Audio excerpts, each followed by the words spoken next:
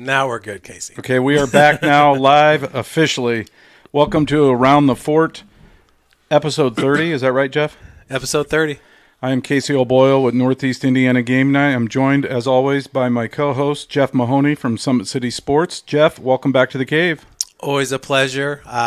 Got two legendary coaches in the house, Casey, so that's going to be fun. We've had some great coaches these past 2 years, but I got to speak with another legendary coach yesterday in Grant Zagunda. Yes, Hall of Famer. At Jay County. And, you know, he had a Hall of Fame career at Delta, 18 years, I think one semi-state, one regional, 8 sectional championships. But he had to stop coaching because his daughter got a full-ride scholarship to play volleyball at Mississippi State. Oh. So her career he took a few years off. Took 5 years off, and then the Jay County job opened up. He took it, and they're doing good things over there at Jay County. Yeah, good and for the, it's an hour and 20-minute drive. It was every bit of an hour 20, wasn't it? Yeah.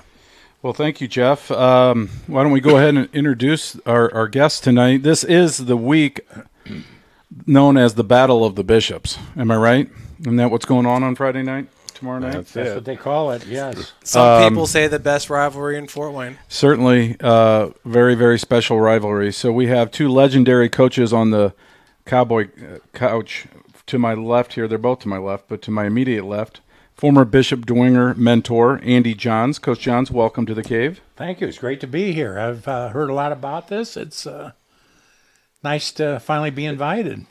I knew that was coming. You know, Coach gave me some grief a couple times. I'd run into him at obscure places, and he'd be like, when are you going to have me down to the cave? Well, you're here now, Coach. I'm happy to be here. And then to your left, former Bishop Lures coach, Steve Keefer. Coach Keefer, welcome to the show. Glad to be here. It's always Dwenger Lures Week, always an exciting week, and looking forward to the game Friday. Yeah, it's going to be a lot of fun. Why don't we just jump right in and talk a little bit about this year's matchup. We'll talk to both of you individually, but Coach Johns, I'll start with you. I mean, the Saints started out 0-2 with 2 really bad losses, the 2 worst losses in terms of margin of defeat in back-to-back weeks ever in the storied program. But, of course, Brownsburg, which is still, I believe, undefeated, number 1 in 6A, and, of course, Cincinnati Moeller, 2 formidable opponents for the Saints. But since then, they've bounced back, and they've had some nice wins, including that 1-point upset over Homestead a couple weeks ago. Some would say it's not an upset. The Swami said it was. What's your assessment of Bishop Dwenger to this point in the season?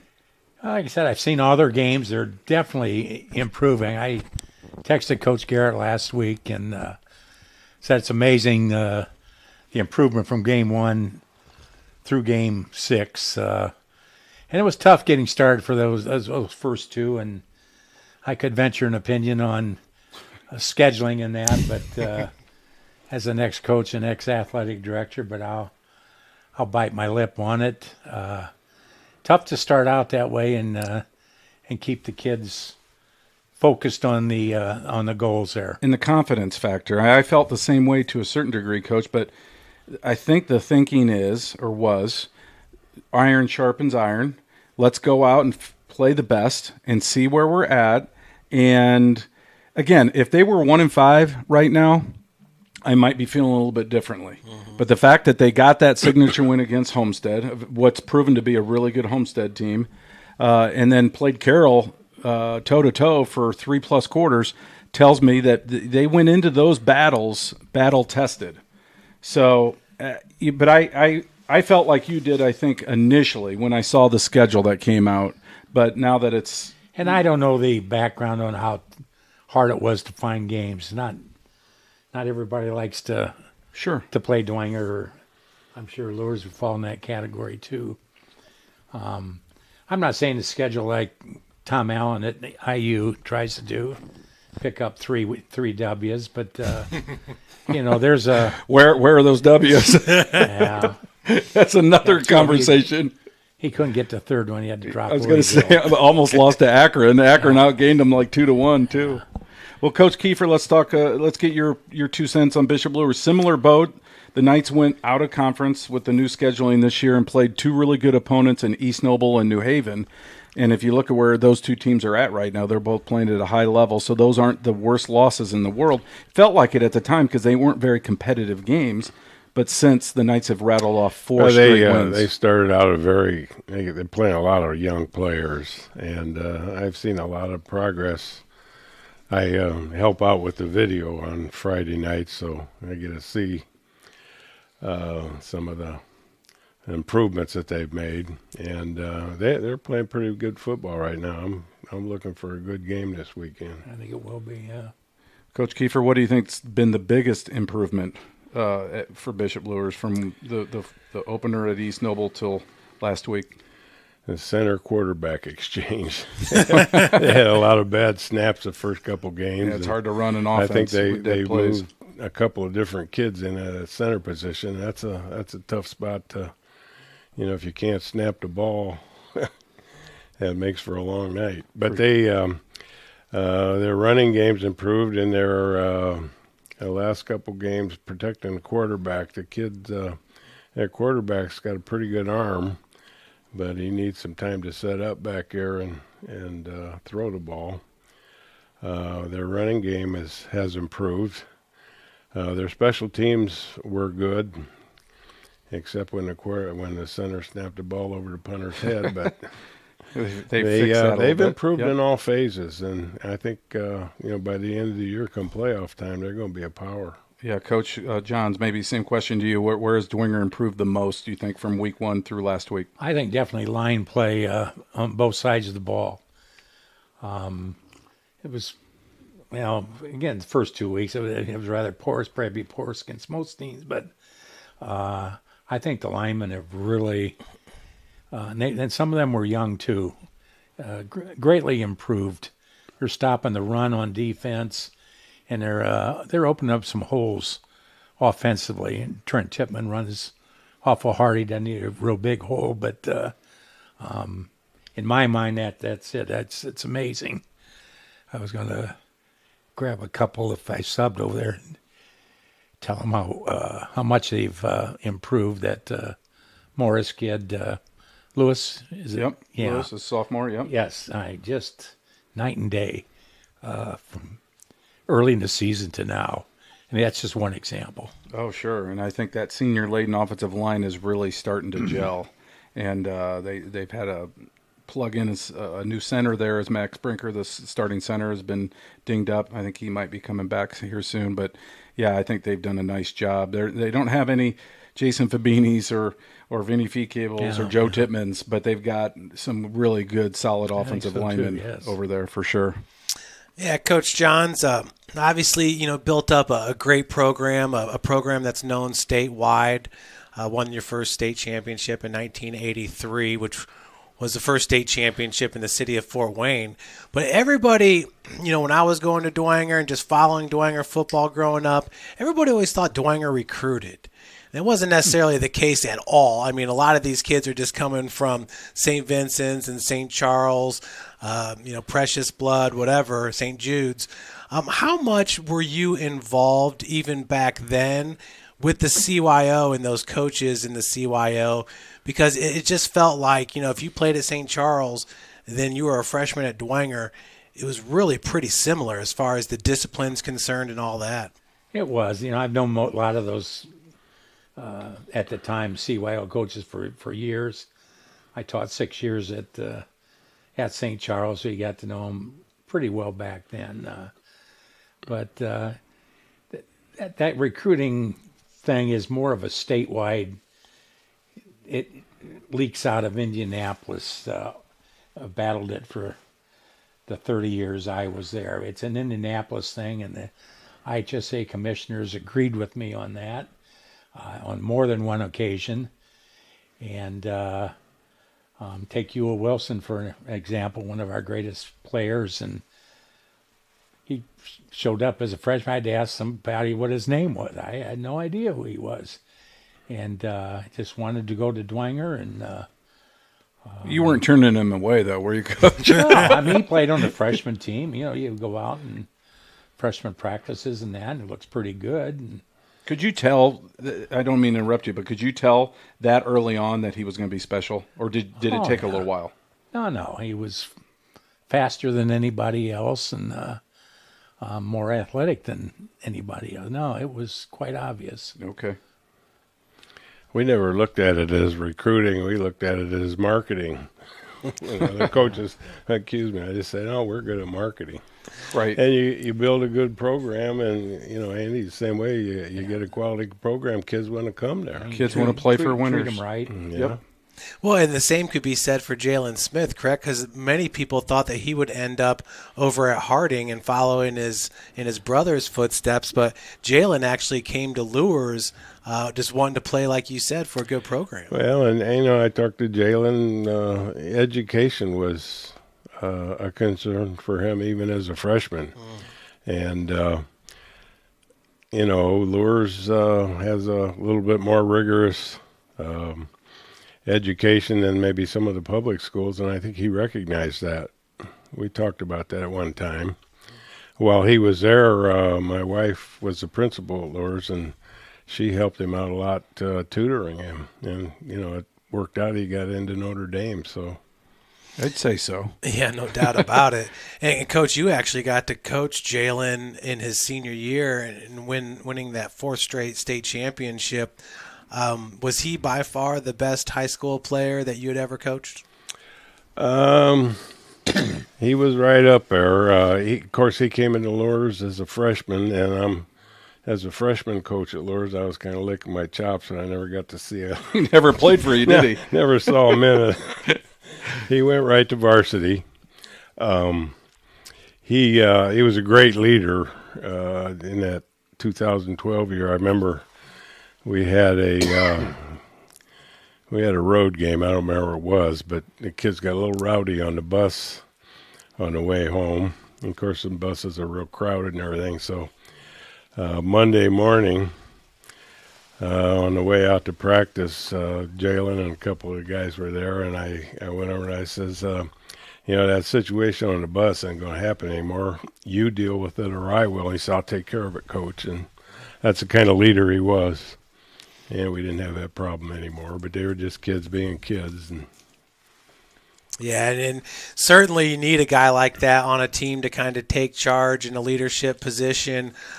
Casey, I've been talking to you about this all season, about Mylan Graham and how it seems like he's an extra coach for Coach Boer over there at New Haven on the field, because just making sure the guys are doing things the right way. And it's interesting, Casey, because I was out at Southside on Tuesday and got to talk with their quarterback, Kendrick Alexander, and this is a freshman, only 14 years old, and he's telling the guys to hustle up to the line of scrimmage and all this stuff, and it was a beautiful thing to see. And obviously last year, he led the Miami Indians to a city championship. So I think that Coach Goodwell's got a good one over there in Kendrick Alexander. For sure.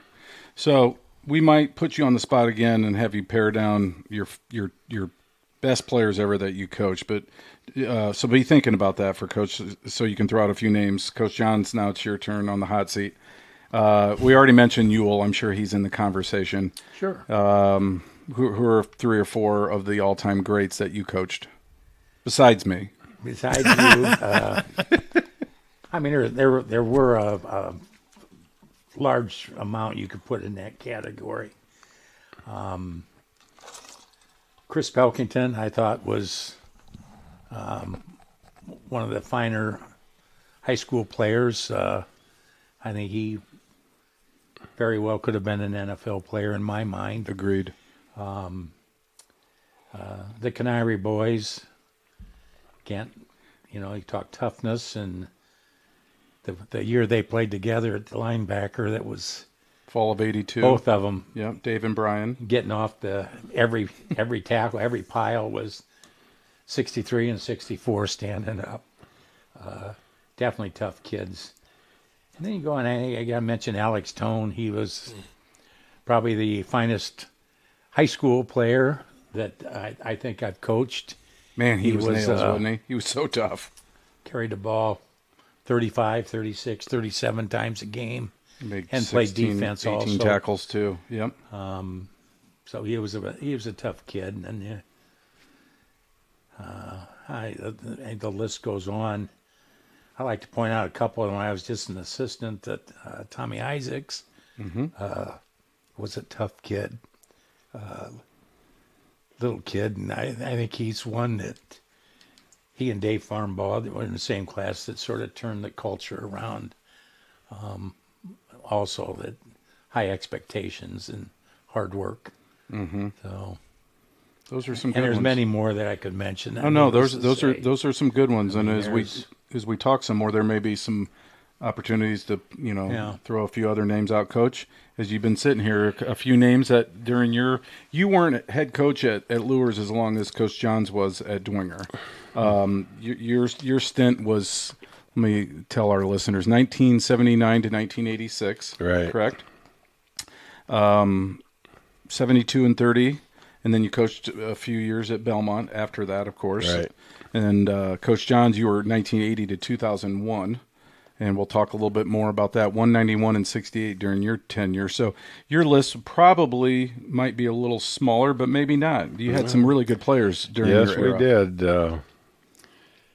Going back, of course, Cal Miller really sticks out in our 85 state championship game. He played both sides of the ball, and he was a great leader, tremendous athlete. Outstanding. Yeah. I think he that summer before that season, I spotted him in the weight room, and he was bench pressing 400 pounds. And he worked at it. I go back to my early years there. Paul Bollinger was a defensive lineman for us, and back then they had a national Catholic All-American team, and Jim Costin nominated him, and Paul made the All-American team there. I never heard of it. But, Jim Costin from the New Sentinel. right. Oh, that's a cool story. And, David Slater, David could run like a deer. He was on that 83 team. Yeah. He'd break out in the open, and there was nobody going to catch him. He was a great running back there. Our 85 team, Tommy Minnick, was the quarterback, and he's had a tremendous amount of success coaching junior college football. Recently, of course, Jalen. Kyle forgot Jalen. I got to watch him play for 4 years. He never played for me as a freshman, but Austin Mack was another really just outstanding person. Yeah, great kid. He did play freshman football for me. We had a game at Northside or at Northrop, and one of the young running backs, we were ahead pretty much in the game, and I put this young kid in, and he made a good run, and he threw the ball up in the air, and of course the referees flagged him, and I started to walk over there to have some words with him, and Austin said, Coach, I'll talk to him. He'll take care of it. So those kind of kids, and there's been a ton of them. Yeah, that freshman year, that was Dwinger. That was my son Dalton's class. He was the quarterback at Dwinger. That was their only loss that year. Was that freshman group? That was 2012. That freshman group went undefeated. Yeah, no, that was a really good team. A lot of talent. Yeah, they did. Yeah. Well, Coach, I'd like to mention a Lures player in the 70s, that Keller. Max. Oh, man, he was a load, too. Yeah. What was his name? Jim Keller went to Colorado. Colorado. Yeah. He was fun to watch. I mean, we started out with Lures, of course, they're a little older school. We started out 2-12 against them. And I think Kelleher had 6 of the wins because they beat us twice. Back then, they used to have a north-south and then a championship game. And we get beat in the regular season, and we face them again in the championship. They'd beat us again. He was a load. That was Jack Lear was the head coach. Yeah, he was. I learned a lot from Jack. He was quite a student of the game. Yeah, Jack was a legendary coach. I want to mention another name before why it's coming to mind. Coach Gaughan. Yeah. Who was the very first coach at Bishop Lures, I believe in 1959. Does that sound about right? First year? I had a great memory of him. He, I think he was probably working out at Dwinger at the time, but he came from Cincinnati, and Bron Basevich was the head coach at Cincinnati Roger Bacon, which was a national power back then. Yeah. And Coach Basevich was going to come to Lures and speak at one of our faculty meetings. So Father Fred, our principal, invited me and my wife Mary and John and his wife and Coach Basovich, and I got to sit there and listen to those two legends just swap stories. I was just in awe. It was that's cool. a great experience. Well, and of course, to me, he's Mr. Gone because he was our principal for many years, and when I was at Bishop Dwenger. What are your memories of? Well, first Mr. of all, he's Gone? the one that took a chance on hiring me as a head football coach. I mean, I hardly had a large resume other than I had coached there before, and he took a chance. I mean, he took a lot of heat when he hired me, and I appreciated it immensely over the years. But he was always there to talk to. That's the best thing about him.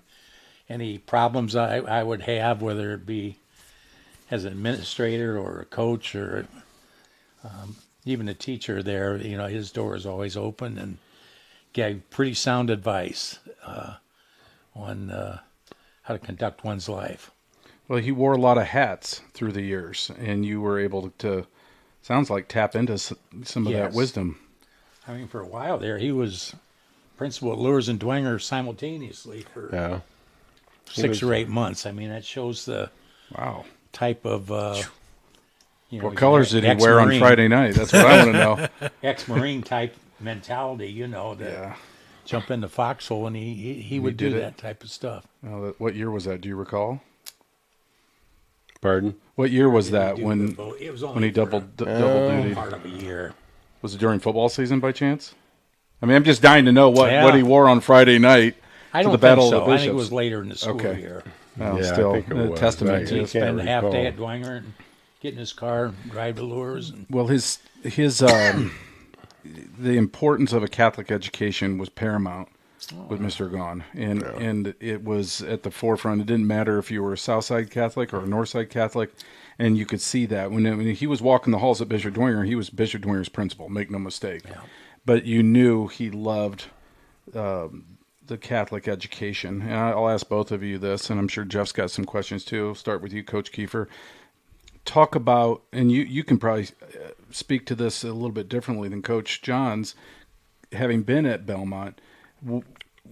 How special was it to have that that Catholic identity, that faith experience as part of your coaching those years at Lures? At Lures, it was kind of unique because we had the Franciscan friars that started Bishop Lures and were a big presence there through all that time. So,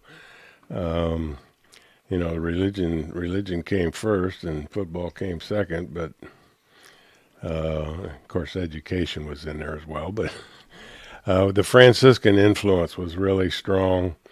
And my cousins went to Bishop Lures, and I went to CC, but we didn't have the Franciscans. But I heard some stories about some of the discipline that the Franciscans meted out.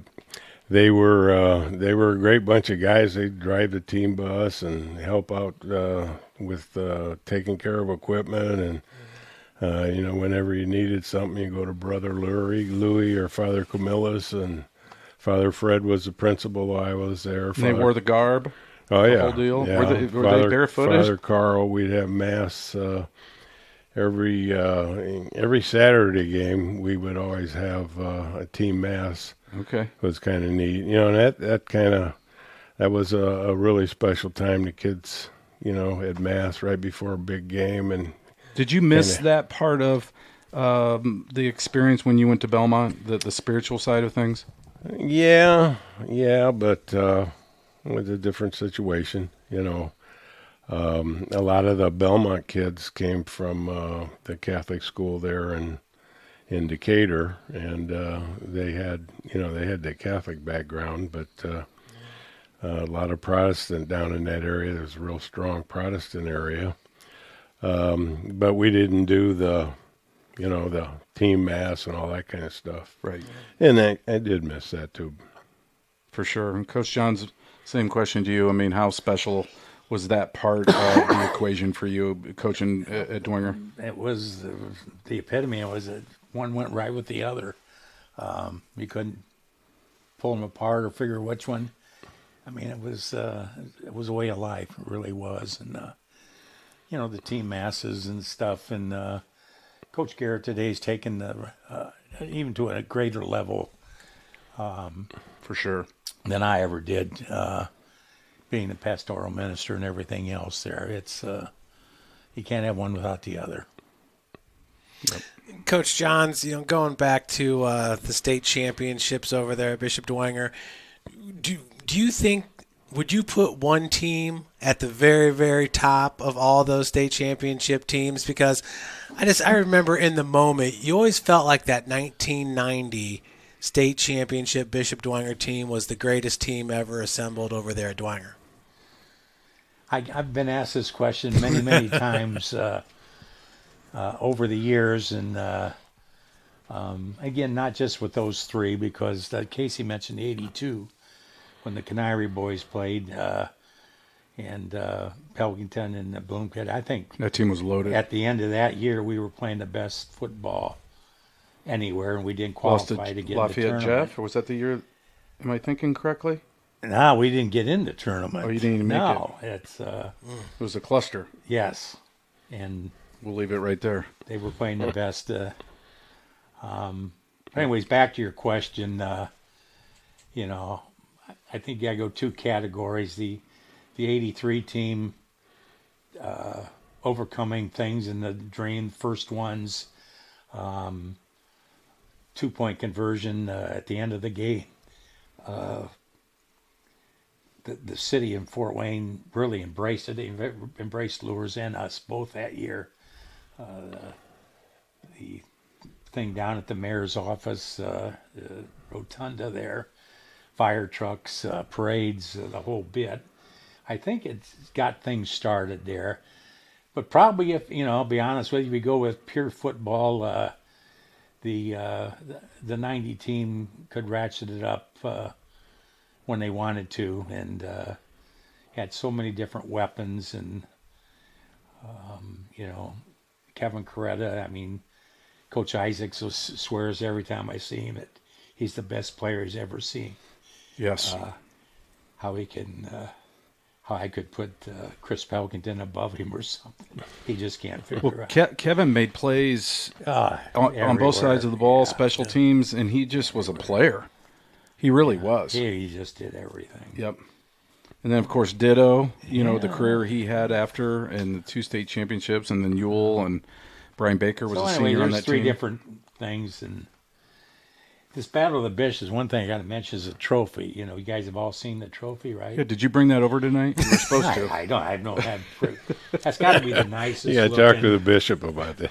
Nicest looking rivalry trophy I think of anything. It's got the Lures on one side with the red. And it is a nice looking trophy. If it ever ends up down here in the cave, accidentally, we'll just. I promise I'll give it back. One of the names that always stood out to me on that 1990s team was Mike Schreck. Do you remember Mike Schreck? Sure do, yeah. Fullback. Great fullback and played defense. Yeah. He was a ball player. I mean, our fullbacks, Schreck being just one of them, Flint Cooper being another, and even Brian Hartzog. And they didn't get many carries. And took a special person to play that position, and a lot of blasts. Yeah, Mike was very good. Yeah, for sure. And then Brian Baker was the tailback in '90, and then '91 was Steve Martin. Was another really good football player. Played down at U of I, and that team was just loaded. Chad Cagnett, on and on and on. Coach Keefer, why don't we talk a little bit about your state championship team in '85, and you mentioned a couple names already, but are there a couple other guys that come to mind and memories from that year? When we're talking about best teams, I think 1980, we and there were no real stars on that team. They were just a bunch of hard-nosed football players. We went 10-0 that year, and we didn't get into the playoffs. There's another story about that, but travesty. Our reserve team went 8-0 that year, and our freshman team went 8-0. So we had a across the board, 26 undefeated and 0. season. Yeah, it's pretty impressive. And guys like Phil Patnude and Bobby Mauk and some of the kids on that team, they were just a great team. You know, I don't think anybody went to college off of that squad.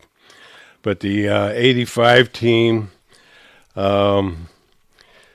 they were we had some good players there. Of course, Cal Miller was he was just a cut above everybody. Cal go to Michigan State and then transfer to IU? Yeah, right? he went to Michigan State, and he wasn't happy there. They were doing some things that didn't settle well with him. Okay. So he transferred, and of course his parents could afford to send him to IU, and he walked on and ended up being the state starting fullback for him. He blocked for the Snyder boy. Vaughn Dunbar. Vaughn Vaughn Dunbar. Right. We went down and saw him in the Peach Bowl that year. But the we had some good balance on that 83 team, and of course I remember the Woodland game. Leland Essler was the coach. He did a great job at Woodland, and we were handling the game pretty well, and then we made a couple mistakes, and pretty soon they're nipping at our heels, and it came down to about the last 4 or 5 minutes. And I think Cal ran the ball about 10 straight times, and somebody on the sideline says, "Cal's getting tired." I said, "No, he's not." I'll make that decision. And I said, "That ball ain't heavy." 22-7, you guys won that game. Even Leland was pretty awed by his performance. We drove down the field and put the game away, and that was a great step toward the state championship game. Then we played Lawrenceburg. It was 10. They were undefeated. I don't know what the record was, but we had a great. That was in the RCA Dome. Great game, and we were heavily underrated that time. Lawrenceburg was supposed to walk all over us, and they had 4 or 5 kids that played Division I ball eventually. You beat them 25-7 pretty handily. Yeah. Yeah, we were pretty focused. How would you compare that team, and this is really unfair because it's literally a generation apart, versus the 2012 team, Jalen Smith's 2012 team had a lot more athleticism, I would say. Sure. You know, we, again, 85, they were good, hard-nosed CYO football player kids, and they played the game. I think we lost probably 3 or 4 games that year, but made it to the playoffs. And you talking about 85 or 2012? 85. 85, you just lost to Snyder and Dwinger. Is that, Yeah. we lost 2 games that year. 2 games, and then in 2012, lost to Snyder. We almost lost to Prairie Heights. We went up there for 6-0 or 7-0. Yeah. How'd that happen? I got a Prairie Heights helmet. They over had there. they had a kid there. He was a tight end, defensive end. He played at IU then, but we were in kind of a transition. Cal was our running back, and we really didn't have another running back to go with him, and we kind of we kind of spread the ball out. Tommy Minnick was a good quarterback and had a bunch of good receivers, so we thought we'd do a little bit of spread offense and just focus Cal. Well, all my receivers started getting hurt, and finally, by the time we got to Prairie Heights, we just changed our philosophy and said we're going to go to 2 backs, and one of our juniors stepped up and did an adequate job, but Cal kind of ran the show. Yeah, that was the sectional opener. Yeah. Yeah, that first state championship was this close from ever happening. Yeah. It shows you that. Yeah, that was a gut check. Razor thin, sometimes the margin of error can be. We had some discussions at halftime in that game. I'm sure you did. Ladies and gentlemen, if you're just now tuning in, we have the Coach in the Cave interview. It's a dual Battle of the Bishops special evening tonight with Coach Andy Johns from Bishop Dwenger and Coach Steve Keefer from Bishop Luers, formerly, of course. 2 retired legends here in Northeast Indiana, and we're grateful they could join us in the cave.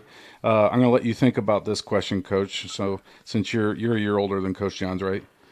So you get courtesy. You get a little courtesy bonus time here. I appreciate to think about that. This. I'm going to start with you, Coach. I put on the spot then. Yep. All right. I'm going to, and you. I know you can handle it, Coach. What is your most?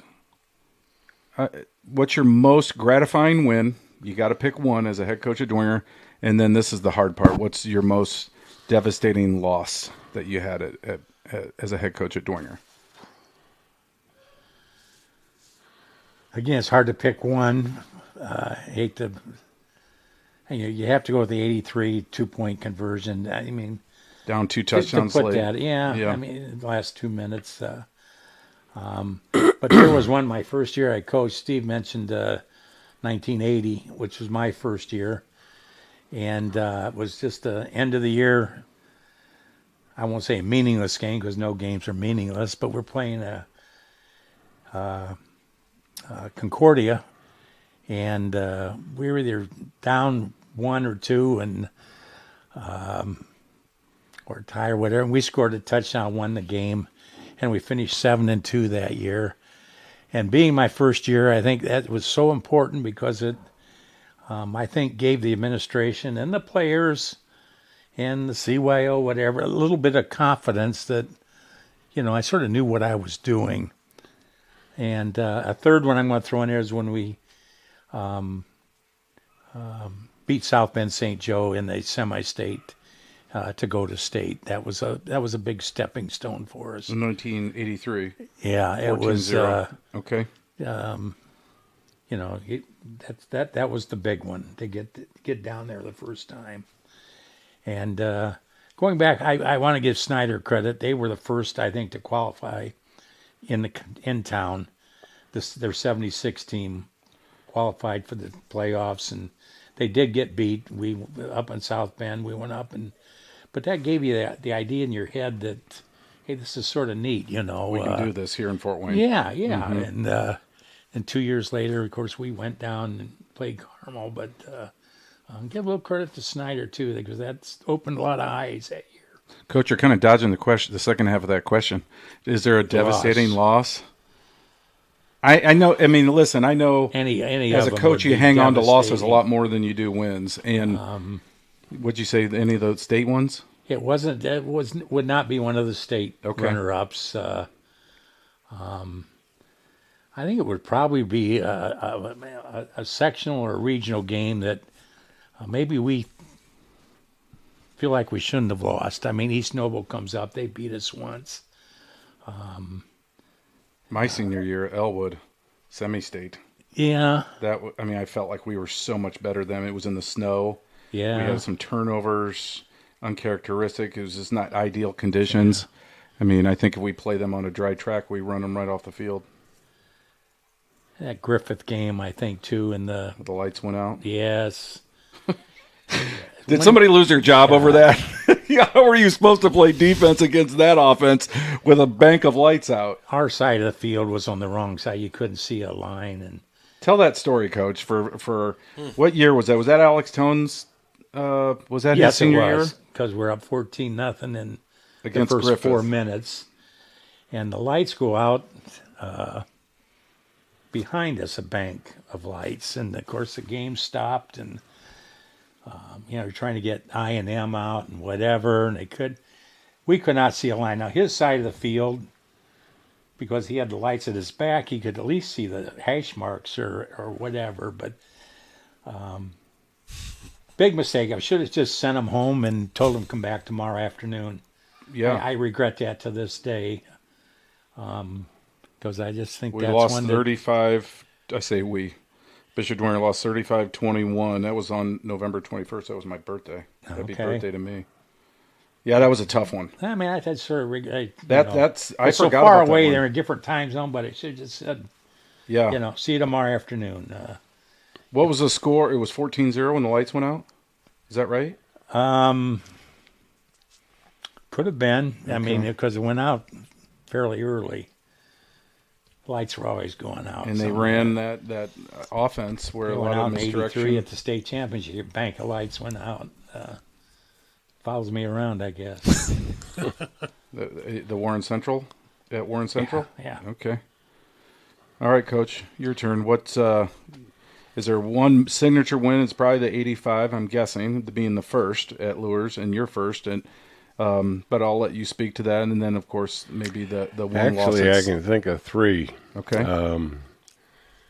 And I believe it was 1980. We played the first home game at Lures Field, and we played Mishawaka Marion, and they were rated like number 1 or 2 in the state. And I think we beat them maybe 17-7. But being the first game on Lures Field and beating a ranked opponent, where we weren't particularly noticed at that point, but that was a real highlight. That was your first year or second year? It's been my second year. Okay. That 1980 team. The 85 game, obviously, we were huge underdogs. Lawrenceburg were, like I said, they were undefeated, and they had a great record, and that was very satisfying. One note on that, having been there in 83, you get a little bit of a feel for being at one of them games. You could only dress, like 65 kids? Oh, what, man, that. And we had like 72 or 73 kids, so half of my sophomores dressed the first half, and we went at halftime and dressed Swapped them out? and swapped them out. Was that legal? So I don't know. Nobody ever called me. Careful. But everybody got in the game, and it was just a good feel. Oh, that's cool. Low, like 44. When it was. Then you got to tell kids. Sorry. Yeah, what a dumb rule. That was sad. Then 2012 had to be a real highlight because, again, we were playing on an outstanding, undefeated Ritter team. And I was talking to Dick Dellingham. He's a big coach out of Indianapolis, and at our practice down there before the game. And he was kind of touting Ritter and how great they are. I said, Dick, we're going to show up. And I don't think anybody gave us a chance to win that game, but we pretty well. 40-28. Yeah. Was that the game Jalen like jumped over somebody right. running the ball? He did a hurdle, and we got penalized for that. Yeah, they threw a flag on it. Yeah, that was illegal. Yep. They had a high school rule on you couldn't hurdling. Jump. You couldn't hurdle. Yeah. It was one of those signature moments, though. I think in his career, even with the flag, that was like, okay, he's on a different level. Yeah. And it showed. Yeah, going back to 1983 for both you coaches, did you feel a shift in Fort Wayne to where maybe other teams were training more, trying to, get their name in the headlines and get down to stakes? I know it was a big deal, but did you guys feel a shift in Fort Wayne to where the football was getting better and better?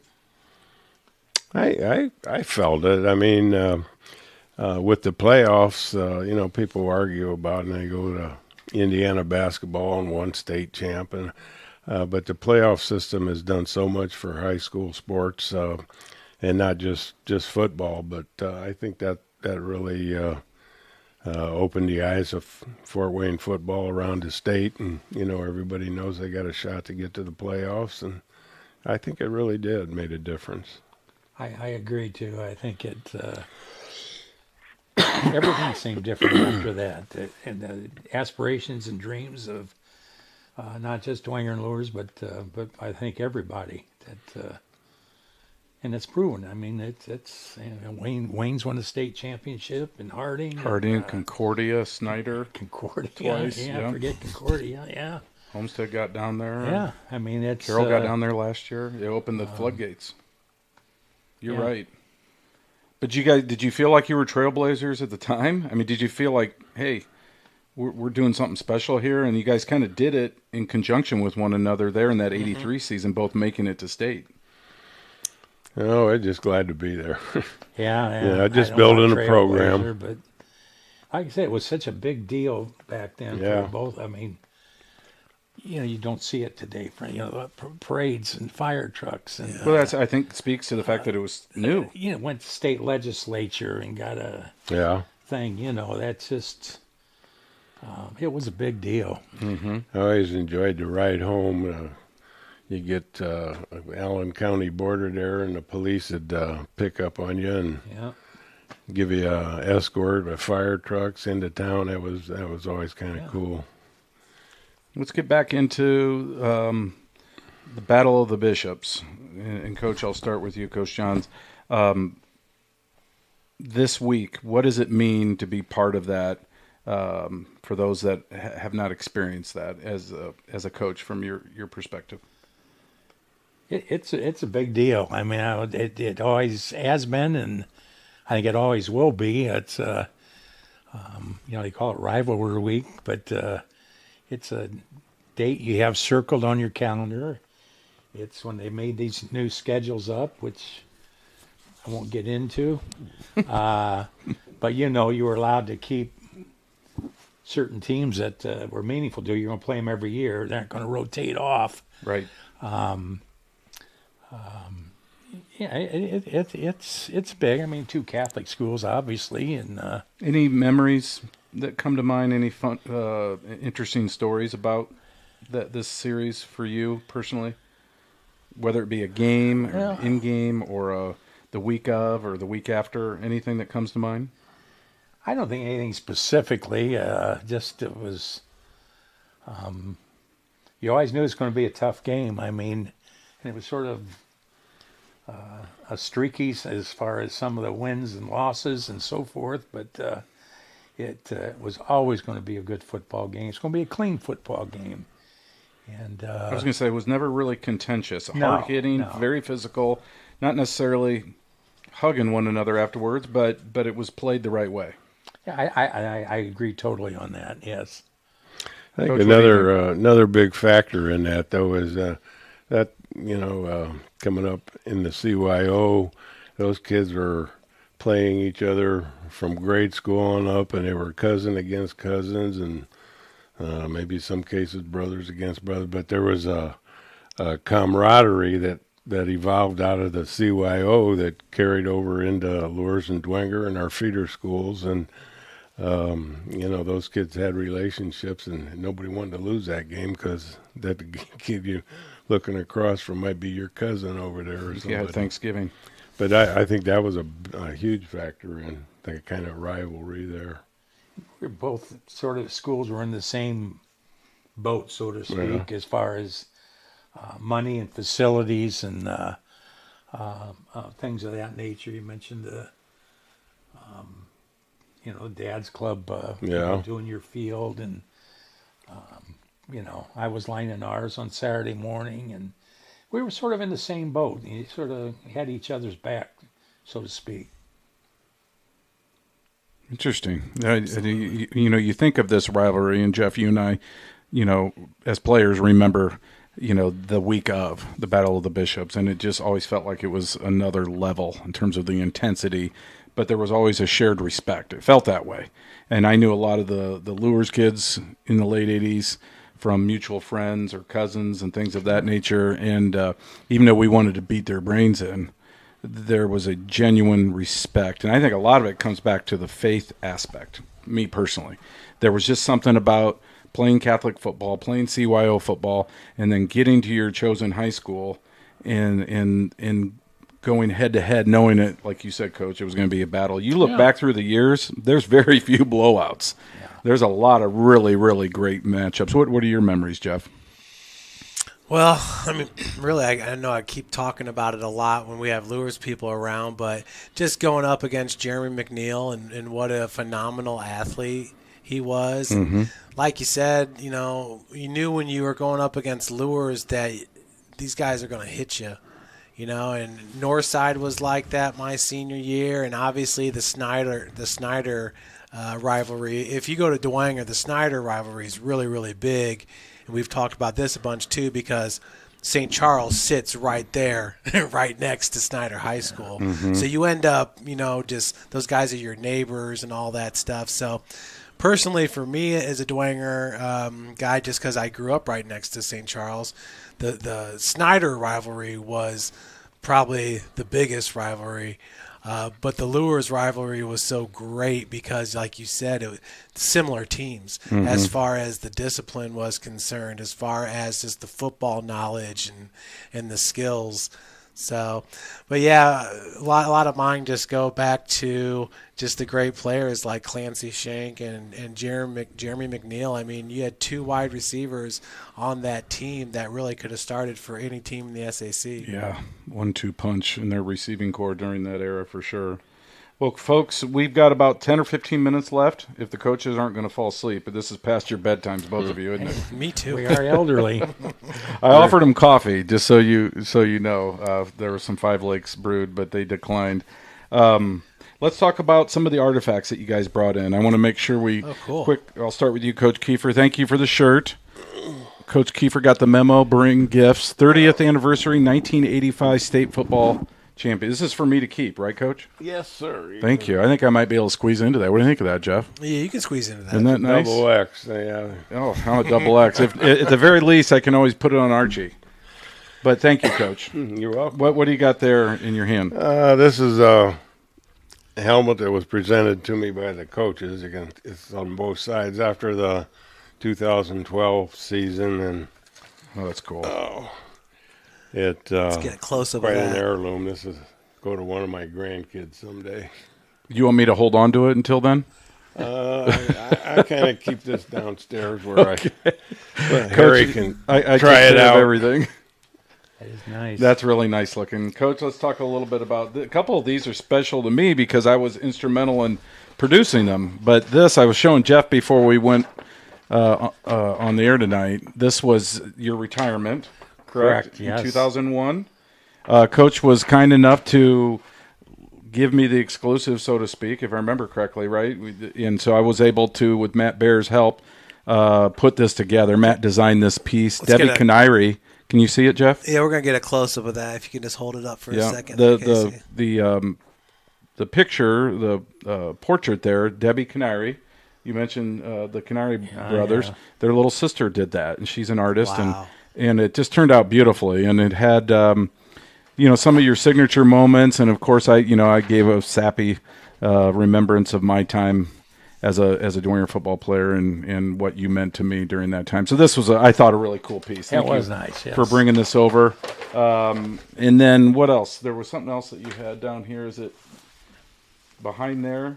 The Battle of the Bishops. I think this was at the New Sentinel, and I was fortunate to be part of this. I pitched I did this. not know you were part of this. It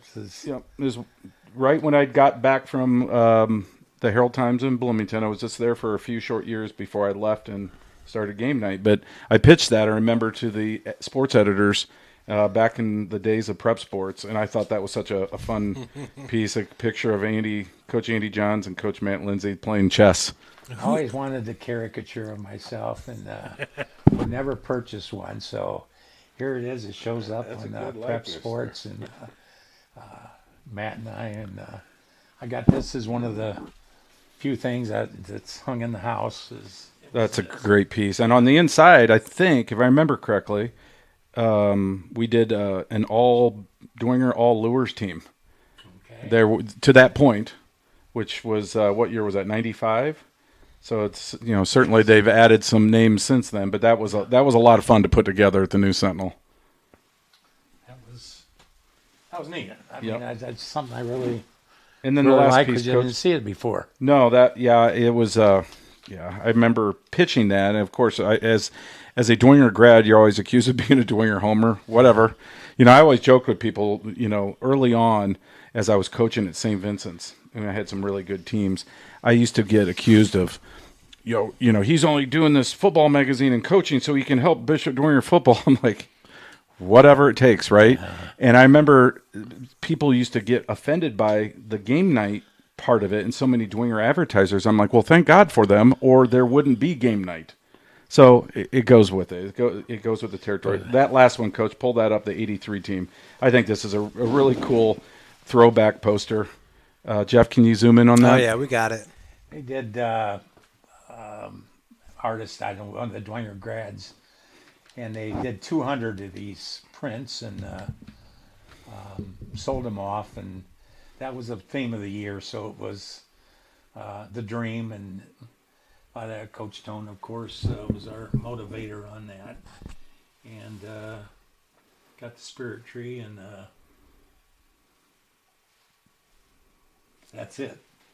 But I brought it because we talked about the '83, and I think how it changed Fort Wayne football a little bit. It definitely did. Coach, you when you talk and you reminisce, you tend to get emotional. I love that about you because I'm that way too. I don't show it necessarily in the cave, but in regular life I do, and I love that part about you, Coach. Talk about when you made the decision to retire and what went into that and how hard that was to walk away from the job that you loved. It was hard. It was just getting more and more difficult being an athletic director and a head football coach. And in my mind, whether it was true or not, I don't know. I was having trouble doing both of them. I mean, we added either 4 or 6 sports from when I became athletic Soccer director to there, and I was out in the practice field, and I'm looking up to see if the volleyball team, the bus showed up, or if if the cross country team was running down, the center of Washington Center Road or not, and worrying about things that I said. You hear from a lot of coaches. I'm sure Steve did growing up too. Some of the old timers for us, they always say, when it's time. That's true, probably in everything in life, marriage, retirement, and so forth. But when it's time, and it was time, and I was so fortunate to get have Chris Schwarzkopf there to take over. What a blessing that was. To have somebody of his caliber to take over the reins and not miss a step. So, in fact, he went to the state the first year there, so just picked right on up again.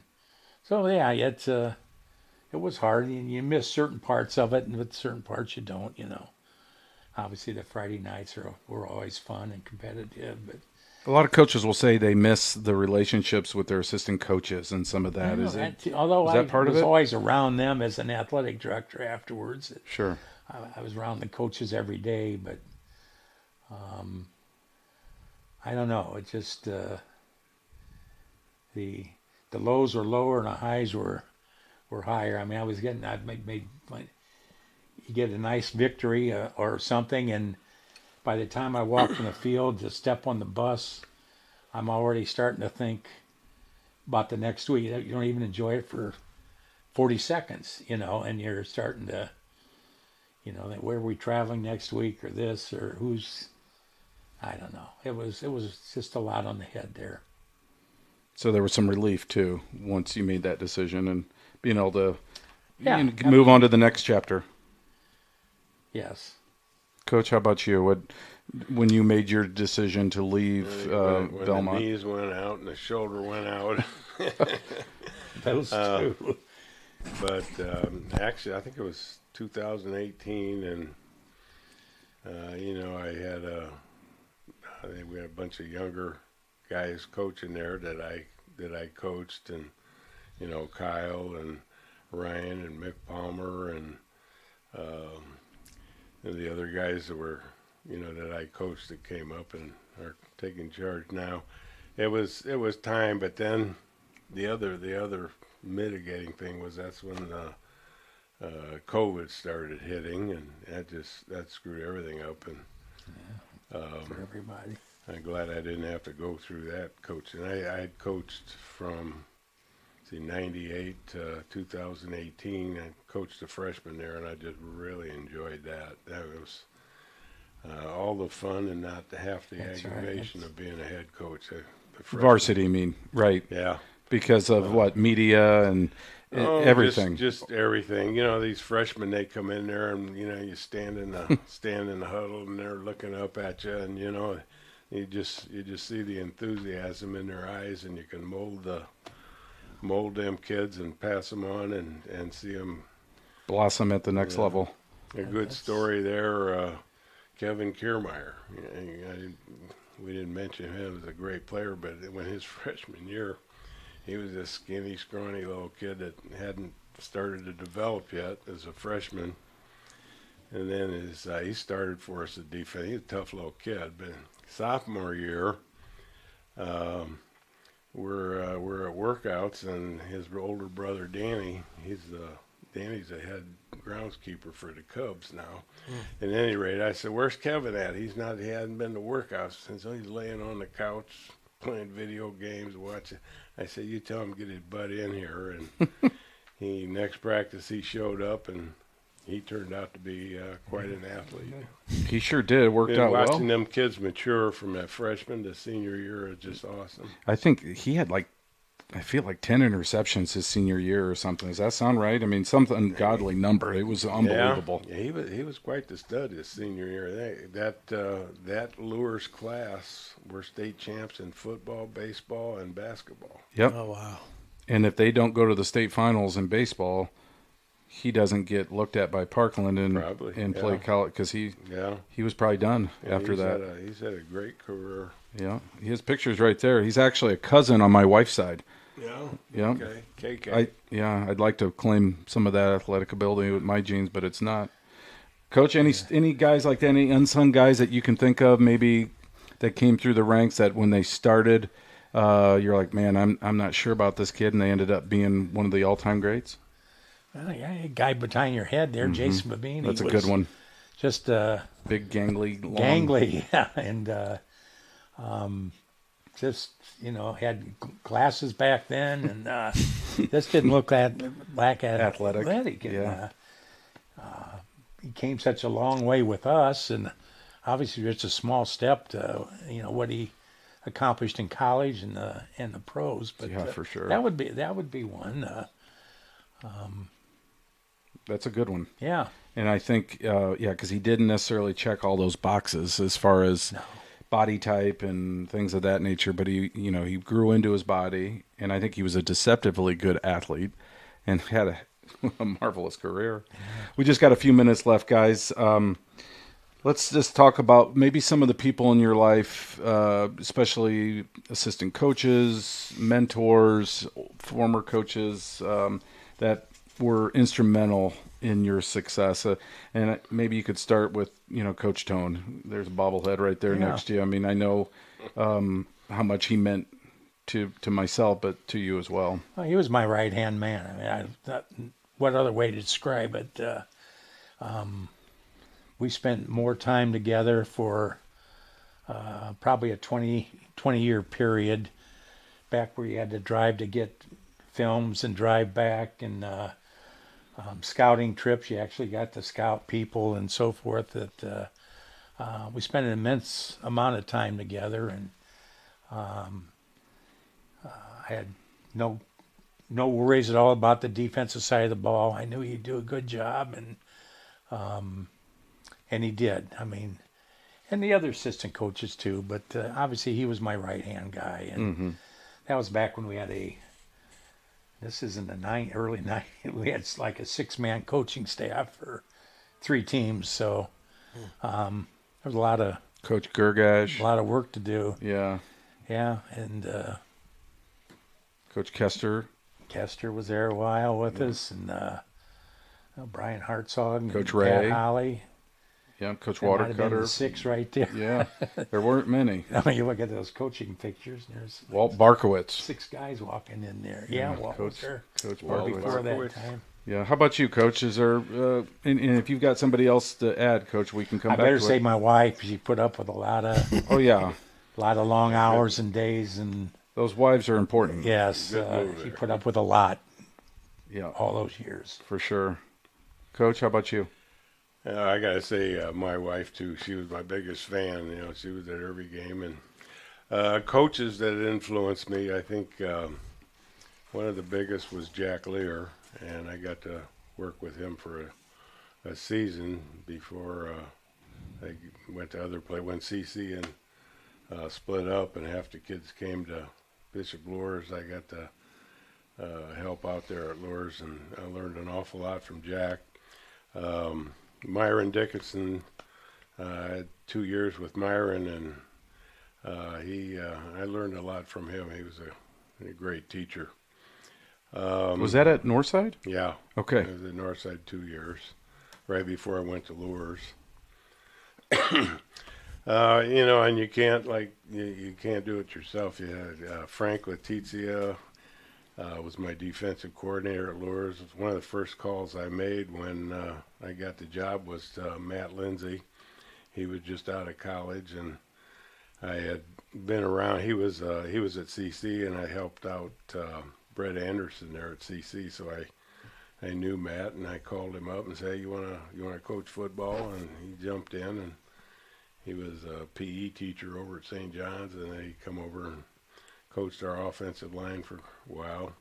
And I gotta mention the X-Boys. I think they're right out of the Fred Tone Yes, they are. mold. For sure. Mike and David. They'd be fired up. Yes. They'd be fired up this week. Well, there's Mike's son, Brent, is a friend of mine, and he's been on the show before. Yeah. And I know he wanted to be on tonight, so it didn't seem too Dwenger top heavy. You got 2 Dwenger grads, and I really wanted Brent to be on, but he had a meeting tonight for his little girl's reconciliation that he was committed to, and I said that's more important. Those are mandatory. Yep. Brenny was a pretty good coach too while he was helping. At Yeah, Lures. he for sure was as an O-line coach and a co-offensive coordinator. I think on a professional level, I always kind of, whenever Lou Holtz was talking somewhere at a clinic, or we go up there for a practice and watch him play, I always tried to read his books and watch his stuff, and I picked up a lot of personal stuff that I think helped me to any success I might have had, just some of his philosophies. Well, he was a man of faith. I mean, he intertwined his faith in his coaching. Fantastic speaker. Yeah, and motivational speaker for sure. Yeah, he could get guys to go through a wall. I was always a Bo Schembechler Admirer? fan. Yeah, and we went to a few clinics up there that he had at the University of Michigan, and tried to do a lot of things that he talked about, and both X and O's as well as philosophy. Interesting. Yeah, I admired him. I always liked his comment when they would ask him what kind of players he had. He'd say, "Check back with me in 20 years, and I'll tell you what kind of fathers and How they turned out. Right. Yeah. I got to meet him once with Bobby Bergeron was our kicker at Lures, and he went to Michigan. We went up for a spring game, and they had a big pizza party afterwards, and we're down there, Bobby and I, and Bo walked by, and Bobby said, "Hey, Bo, come here." And Bo came over, and he says, "This is my high school coach, Coach Keefer." Oh, I love it. We want to have Coach Bergeron down in the cave at some point, because he just retired, didn't he? Didn't he just step away from coaching? Yeah. At Snyder? Yeah, where did I see him lately? Retired from coaching. He didn't retire Yeah, from he's not working. did he? Well, I don't know if he's still. Is he that old? He's not that old. We're all getting old, Coach. Yeah, It happens. He Dwenger had one last year. At graduation party last fall I saw, or last spring I saw Bobby. Yeah, I don't know if he's officially retired, but I think from coaching he stepped away. A couple more minutes left. Jeff, do you have any other thoughts? I've got one question if you don't. Thoughts on Friday's matchup? I mean, both you guys have been watching the teams. Dwenger, 2-game win streak. 2 really good wins, too. You got that win against Homestead, and Lures on a 4-game win streak. I mean, this is shaping up to be a really nice game on Friday. I think it's about a toss-up myself. I feel the same way. Yeah, it's both have improved immensely, and I look forward to it. It's I got a question for you real quick. Yes. You said you were at the Bloomington Herald? At the Herald Times, The old sports writer Rex Kurtz. Kurtz. Yes, and I used to help him for the few years I was down there put together his top 33. I had a lot which of at the phone time conversations with him, and I met him once, but he seemed like a really class act. Yeah. His top 33 were in my mind. Back in the day That was the all-state team. yes. Yeah. I agree. And I was fortunate in the early 90s, as I was finishing up my schooling down there, to work at the HT under Bob Hamill. Lynn Hauser, a Dwenger grad, 20 years before me, 1968 grad, is actually my oldest daughter's godfather because we were so close together. Andy Graham was another legendary writer down there, but Rex was, you talk about high school football, he was, that was his thing. And his team was Bloomington South. That's the team he covered. But the HT top 33 was second to none. I mean, that was one of the requirements for a wall picture at Dwenger was the Bloomington Herald top 33. Top 33. Yeah. Some of them. Yeah, it was a big deal, and I was fortunate to be part of a few of those. Yeah, it's funny you mentioned. I got to tell a quick funny story. Can I tell this story? There was a time Rex had a little bit of a temper, and there was one time we're in the sports room, and we're all working hard on deadline. Must have been a Friday night or something, and something happened. Either his machine broke or something, happened where he lost all his work, and he threw he had a cheeseburger sitting next to him, and he threw a colossal baby fit, and he threw it up in the air, and it hit the ceiling and a fan that was spinning around. And I just remember there were tomatoes and stuff flying all over the place, and everybody was ducking because it was shrapnel from this. And I'm sure Rex would blush if he knew I was telling this story, but he was just really, really passionate. And I think he had just poured his heart and soul into about 2 hours worth of work and lost it all. So Rex, if you're watching, again, what a funny character. I think that's great that you mentioned him. I know he'll get a kick out of me sharing that story. Well, let's wrap this up. We got about 2 or 3 minutes left. Coach, I'll come to you first. What advice would you have for a young coach starting out now? I mean, some of the lessons maybe that you learned, maybe mistakes that you learned from that you would impart to them not to make those same mistakes. Well, I think you go with one of the golden rules, treat others, be your players as your citizens as you'd want to be treated. If you wouldn't want to be treated that way, don't do it with them. You got to get along. We're all in the same boat together. Okay, that type of thing. And the time commitment, I think you'd have to mention that to a young coach. If that's something you don't feel comfortable with, don't think about going in it, because it's probably more so now than when we coached. Yeah. We used to be off at least in the summer some. Yeah. Now they're not They go anymore. year round now. Yeah. How about you, Coach? What advice would you give? I would mirror that. I always felt that the most important player on the team was not your star running back, but that kid that sat on the end of the bench and didn't get in every game. That was the kid that I wanted to coach for. And it goes back to, again, Lou Holtz. 3 rules to live by: do what's right, be the best you can be, and treat others the way you want to be treated. And 2 questions everyone asks: can I trust you, and do you care about me? Yeah. And there were very, very few players that I can say, at the end of the season I had bad blood with, because that just wasn't part of it. Well, because you cared about him, and I know this man did too, having played for him and being one of those kids that didn't play a whole lot. They're like your family. Yep, and it goes a long way. So, folks, we're out of time. Coach Johns, Coach Keefer, thanks so much for coming over to the cave and spending some time reminiscing and talking about this week's game, and really appreciate having you guys over. Well, I enjoyed it. Good seeing Andy again. It was fun, as the old Irish guys say. Aye, laddie, 'twas well worth the wait. Amen to that. We'll do it again sometime. All right? All right, folks. When we come back, Jeff and I are going to break down all the matchups for tomorrow night, so stay tuned. Welcome to the Summit City, home to the 260's dedicated high school athletes and fans. Each victory and celebration captured by our cameras. Treasure the highlights from the Summit Athletic Conference this season, or complete games live or on demand. After all, nobody's more proud to call Fort Wayne home than SummitCitySports.com. Thank you for watching Summit City Sports. To help broaden our coverage, we're asking you to become a monthly sponsor to our Patreon account.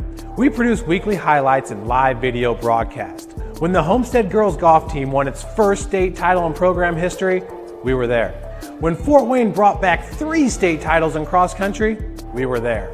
We believe in sharing positive stories and setting the standard for how high school sports should be covered. Join us and donate today.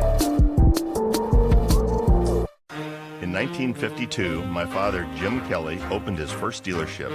Thanks to loyal customers, dedicated employees, community support, and a bit of luck, his business grew. 70 years later, that dealership has become the Kelly Automotive Group, with 14 brands and 3 locations, including our new Fort Wayne Auto Mall. Thank you for 70 amazing years. It's been the ride of a lifetime. We hope you join us for the next 70.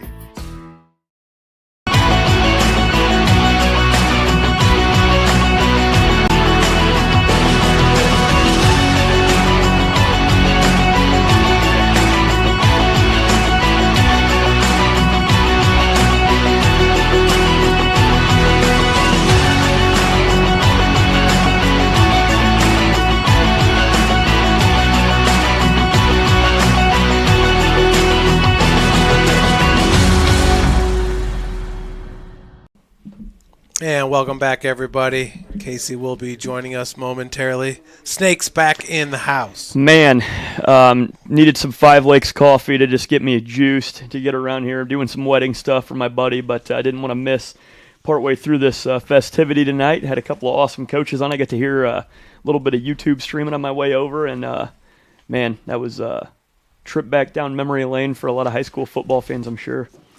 Legendary coaches, no doubt about it. Snake, big performance this past week from the Cherubusco fullback.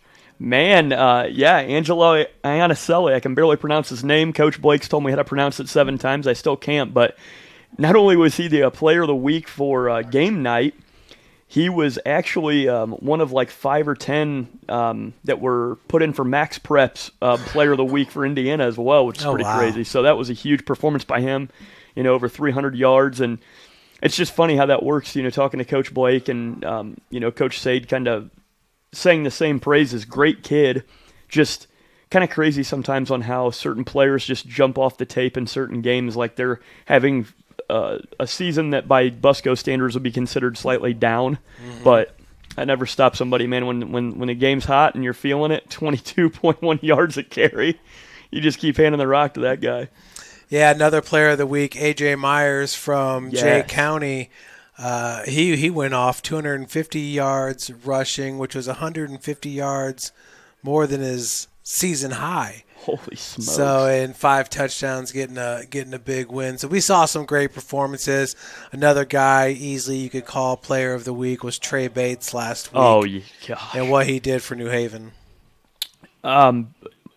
Hands down, in my opinion, best running back in the NE8, and arguably, man, you could almost go as much as to say in the 3-4 conferences in Northeast Indiana that we kind of cover, just a prototypical spread-style running back, downhill runner, always finds the crease, knows how to use his blockers, anything with an inside zone look, man, and he's gone. He's, like we kept saying on the broadcast, he's a one-cut back, and somebody is going to be happy to have him at the collegiate level. He's a stud. Yeah, he's strong. He's got that low center of gravity. Yeah, and you think about that. There's some good running backs here in the 260 this year. Sean Connolly, who's over here on the cover of Game Night over at Lakeland, the sophomore leading the 260 and rushing over 1,000 yards through 6 games. Uriah Buchanan. Yep, he's the man. And how about Seth Pruitt over there at West Noble? I would probably say, and I bet Coach Lawson would agree, that Pruitt is probably like the most underrated, even though he's putting up huge numbers. He's always slightly overlooked. Well, he was a stud last year. Definitely. He's following the same grain as last season. So it's really incredible to me how many good backs are coming up. Caleb Kingile, I can never pronounce his last name either, but you saw Kingile. You saw him up close, and we've seen him up close twice, winning back-to-back collectively evolving showcases, and I just got to see a 7th-grade running back. Well, I could probably say I saw more of the back of his helmet because he ran 383 yards against us for 4 or 5 tutties on Tuesday night. Austin Phillips, he's going to be coming up through the East Noble system, so it's just there are a lot of good running backs in this area, and I love to see that no matter what the fad of the NFL may be going away from the running backs, that we still have quality ball carriers, and there's more and more coming up through the system every year. Yeah, I got to interview a good one over at Southside, Javon Irby. Yeah. And he's the one that I was telling you about last year. He played at Portage and wore number 5. So when Portage and Northwood played last year, it was the battle of the number 5s because Caleb wore number 5 also. Very cool. But Javon Irby is one to look out for. He had a huge performance last week in that big dub. What was it, 35-6 against Concordia? Yeah, 35-6. And it is really cool to me how these programs, county programs, city programs, if you're in Northeast Indiana, it's like this in a lot of places, but our ball across the board is just stepping up to new heights. And you see these coaches, you better have a good freshman program, you better have a pipeline, you better be interacting with your JV. The days of just expecting, those units to do their own thing, and then you get these upperclassmen and you roll. Like, you better know what you have coming up, and you better be involved with them. And the best coaches and the best programs have a lot of those players coming up. So it's very exciting to see that, there's a lot. Good football's been played the last couple of years here of us doing Around the Fort, and you obviously doing Summit City, and Casey doing game night for so long. But there's a lot of good football just behind it every year. Just the bar keeps getting raised. Yeah, and if you're talking about running backs, obviously you got to mention Uriah Buchanan over there at Snyder. Had another 100-yard game in that loss against Homestead, had 2 touchdowns. So Uriah Buchanan just keeps getting it done for the Panthers. He does. He's big enough to be a 3-down back, but yet he can do whatever they need him to do out of the backfield. He's not afraid to get down and get gutty if he needs to lead block for somebody else.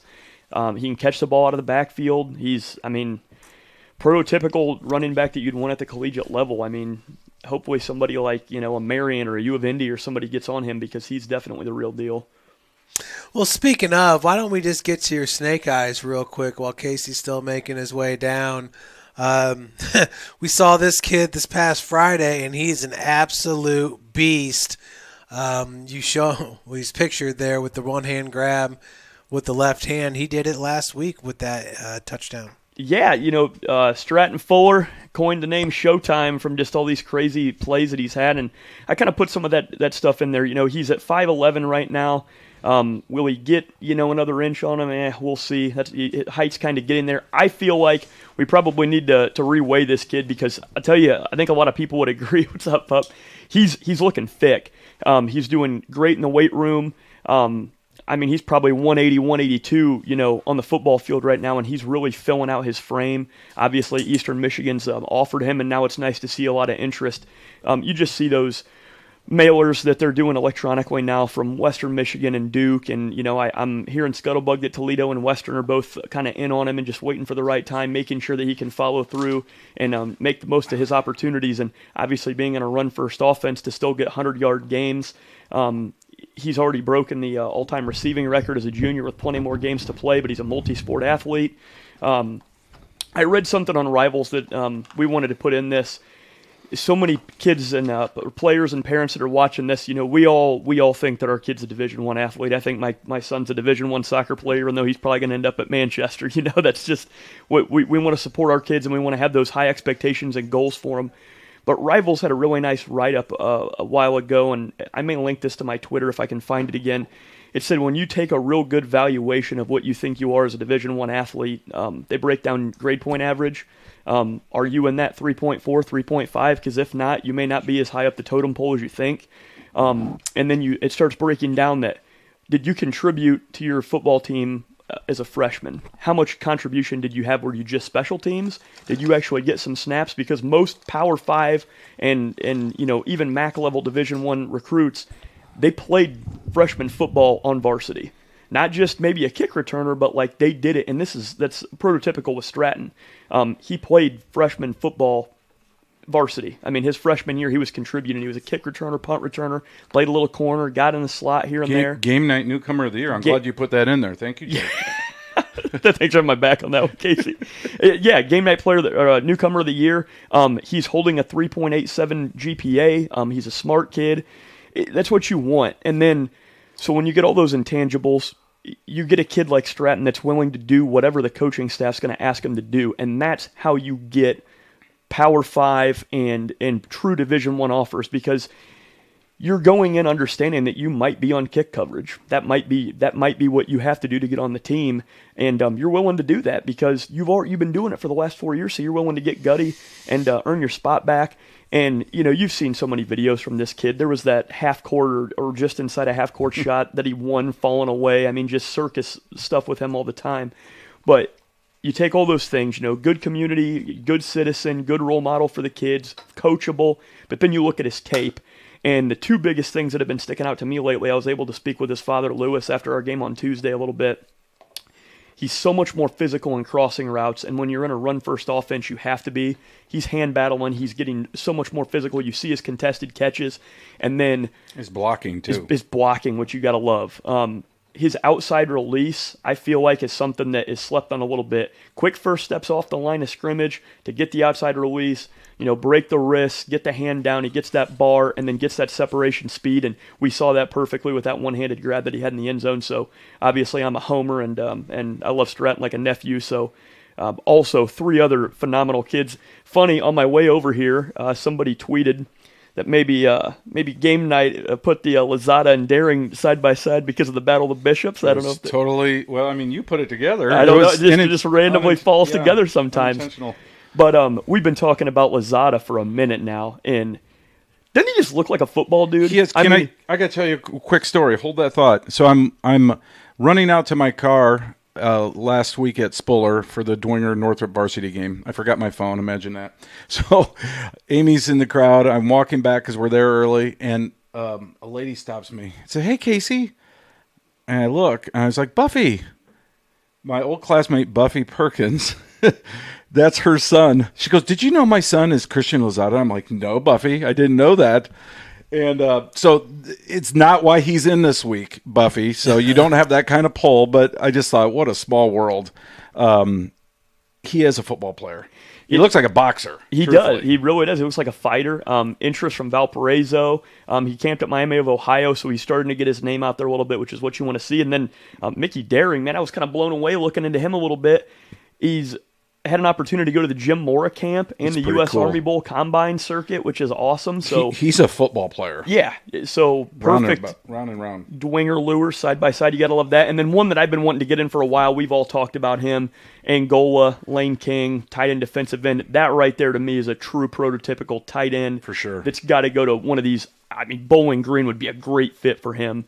And it feels like, Jake, correct me if I'm wrong, but it feels like he's just flying under the radar because their team is 0-6. And I think there's probably some truth to that because I want to say he's 6'4", 6'5". Yeah, I mean, he's a big dude. Yeah. And watching his film, man, he's got a great stride. I mean, I don't want to necessarily compare him to Brock Schott for body frame compository or anything like that, but he's tall and lean, and I mean, he's got some Grant Leaper vibes. Not as tall, obviously. Leaper was like 6'7", 6'8", but he's a tall kid with plenty of frame to build mass onto. I mean, he's a stud for sure. So a good group of recruits this week. Excellent. Hey, speaking of Bowling Green, Brody Bolin got in the game last week. You're kidding me. At Bowling Green. That is At awesome. guard? Good for him. I believe so. Okay. Excellent. Okay. Where do we go from here, Jeff? Well, we got to start all the way at the top. We've already talked about the cover. We're good to go, so we can just get into our cover. Was cool, though, wasn't it? Cover Very was way cool. cool. Way cool. For, NECC action, I thought that turned out really nice. Absolutely. All right, let's talk a little Dwenger Lures. Jeff, I'll let you start. I'm kind of with the coaches on this one. I mean, you feel like it's just a toss-up. Man, I was screaming lures last week, and everybody kept telling me Northside was going to run them. I was talking to Tim on Friday. He's like, oh, Northside wins this one by 2 touchdowns. But lures just got a really good thing going. They truly are getting better and better week by week. And you think about the losses that they've had on the coaching staff alone. I mean, I feel like Kyle Lindsey is really doing a great bang-up job this year with this team, and Coach of the Year type stuff. If it keeps going, I think so. You're right, Jeff. 100%. And I had Bluffton penciled in, 2A regional champs, but Lure's going to be a hard out. For sure. And Mickey Daring had a huge game last week, had double-digit tackles, in that win against Northside, and huge W. What a great game, too, though, and just in terms of the emotion and the physicality. And for Lures to start off so well, right? They put up all those points in the first quarter, and then they kind of went quiet for 2 quarters. To come back after giving up the lead late, I think speaks volumes about those coaches and those players and where they're at right now. And that game started off with a bang with back-to-back kickoff returns for touchdown. Yep. Yeah, fireworks for sure. Bishop Dwenger, like you were saying, Casey, they're starting to get more people involved in that offense. The running game is solid. Toby Tittman, but Trent Tittman is an absolute beast. Love that picture. I think that was his second touchdown. He had 2 carries, 2 touchdowns in this game last week, both like 13, 15-yarders. And he is deceptively agile and athletic, and he runs angry. And it's crazy how he can go from linebacker to defensive line and not miss a beat. Yeah. Kind of like a Khalil Mack type almost. Or an Alex Stone. Yeah. Right? So he's having a great season. Yeah, I love this game. I think it's going to be a great one over there at Bishop Lures. Agreed. And I feel like it's a toss-up. If I had to pick somebody, I would say Dwenger by 3. You must have been looking at the back page. Were you, Jeff? I did not sneak a peek. Great minds think alike. I've got some comments later about the back page. Oh, my gosh, here we go. The guys that sneaks into my house through a window. All right, let's move on. Yeah, there's a nice picture of Ben Kirchhoff, a junior defensive end. His folks are friends of mine. He's having a nice season. Speaking of good tight ends, how about Wes Javens over there? On both sides of the ball, tight end and defensive end. I think he's averaging over 22 yards a reception. Mm-hmm. I call him Wes Craven Javens after the film director. Nightmare on Elm Street. But he's having a great season. And some of those seniors, like Damian Jackson, Cohen McKenzie, Wes Javens, they're stepping up and they're leading, and then these young guys aren't so young anymore. They're really grown up right before our eyes. Isaac Zay, Mickey Daring. This is a team that at the beginning of the year, those 2 losses, I think people are ready to write them off, and here they are now, winners of 4 straight, and then Dwenger, of course, the 2 beatdowns to start the season, where they've come. I think that's what makes this thing so compelling, not just the Battle of the Bishops. That's always special. They both could be 0-6, and it would be special. But this feels different to me because of how these teams have responded after that adversity. No, agreed. And I feel like I don't know if the rap song was motivation for Lures, or if it was more got their attention. Or if it was more of like a hindrance towards North. Because after that came out, everybody was like, you're not even a shoo-in to win this game. Yeah, it was probably a little bit of both, truthfully. And, the young kids, 16, 17-year-old kids, sometimes some of that stuff can come back to bite you a little bit. And, I had some interaction with Coach Johnson this week, and I want the best for that program, and I like Ben a lot. I think we all do. Great. And I want to see. I mean, they've got 2 wins this year against teams that are combined 0-12. Yeah, Northrop and Concordia. So, and at the beginning of the year, this is the team that I thought had the second most talent in the city. I thought. I mean, they've got some players, 3 legit D1, big D1 type players. Second behind Carroll. I thought Carroll had the most talent coming into the season. Now, I have since changed my tune. Mm-hmm. But, Tay's going to Notre Dame. Mm-hmm. Jordan King's going to Purdue.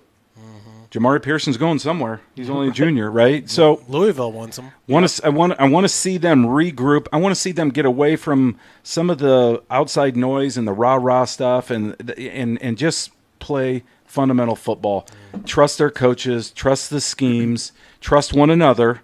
And not so much about me, and more team. And I think if they can get to that point, they're going to be dangerous at the end of the year. But we'll talk about Northside probably in a little bit here. Next one here. Jake, I'll let you start with this. Homestead at Carroll, another great matchup. What are your thoughts? Every year I fall for it. You know what? You start getting on the hype train from all the teams, and it's like, yep, Homestead's dead. It's over, man. Carroll's gonna roll 'em. Carroll's going to roll them. Yeah. Snyder's going to roll them. It's like, dude, I was getting the score updates, sitting next to Jeff, and I'm like, no way. I couldn't believe it. 17-17. I said they're going to overtime. This can't be real. I mean, but it was 14-0 early Snyder. It looked That's like they were insane. going to blow the doors off them. Scored in the first 2 series. But that's the thing. When you have a play caller like Bill Skelton, you have guys, Brett Fox with a U. Coach Messel had a great defensive plan, too. Oh, Made yeah. adjustments. Absolutely. And as critical as we probably have all been at one point or another with a 3-man front, I think a 3-man front nowadays, there's this hybrid look that everybody's going to. New Haven runs it. Homestead has a little bit of it. Even DeKalb is more. It's not really a 3-man front. You got 4 or 5. You've got a speaking, nose, yeah. and you do have wider technique.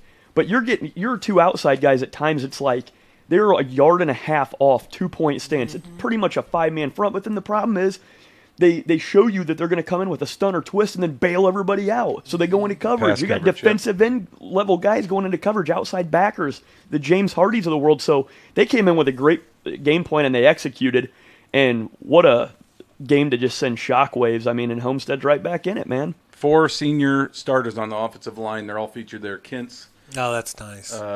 Giese, Jackson Bell, and then Sheets, Orlando Sheets. 4 Love it. seniors. They're all big dudes. If they can run the ball against that Carroll defense, they're going to be in this game. And I like that picture of Xavier Swihart. He had a great game last week, too. He's really tough to block. Yeah, I mean, I was absolutely shocked when I saw that Homestead had lost to Dwenger because seeing them, I think it was the week before against Wayne, their defensive front 7 is beastly. I mean, Carroll is not going to have much success running the ball against. And then Griffin Little back there at safety. I mean, Wyatt Little. I'm sorry, Wyatt Little, Yep. his brother, tight end at Bowling Green. Yep. Wyatt, is having a great season. Great season. So, yeah, I love this game for Homestead. As a matter of fact, I if I had to choose right now, I'm picking them to win this game. Win it outright. Okay. Yeah. Well, let's talk a little bit about Carroll. If you scan down a little bit, Jimmy Sullivan last week, 3 of 7, 19 yards, 2 picks.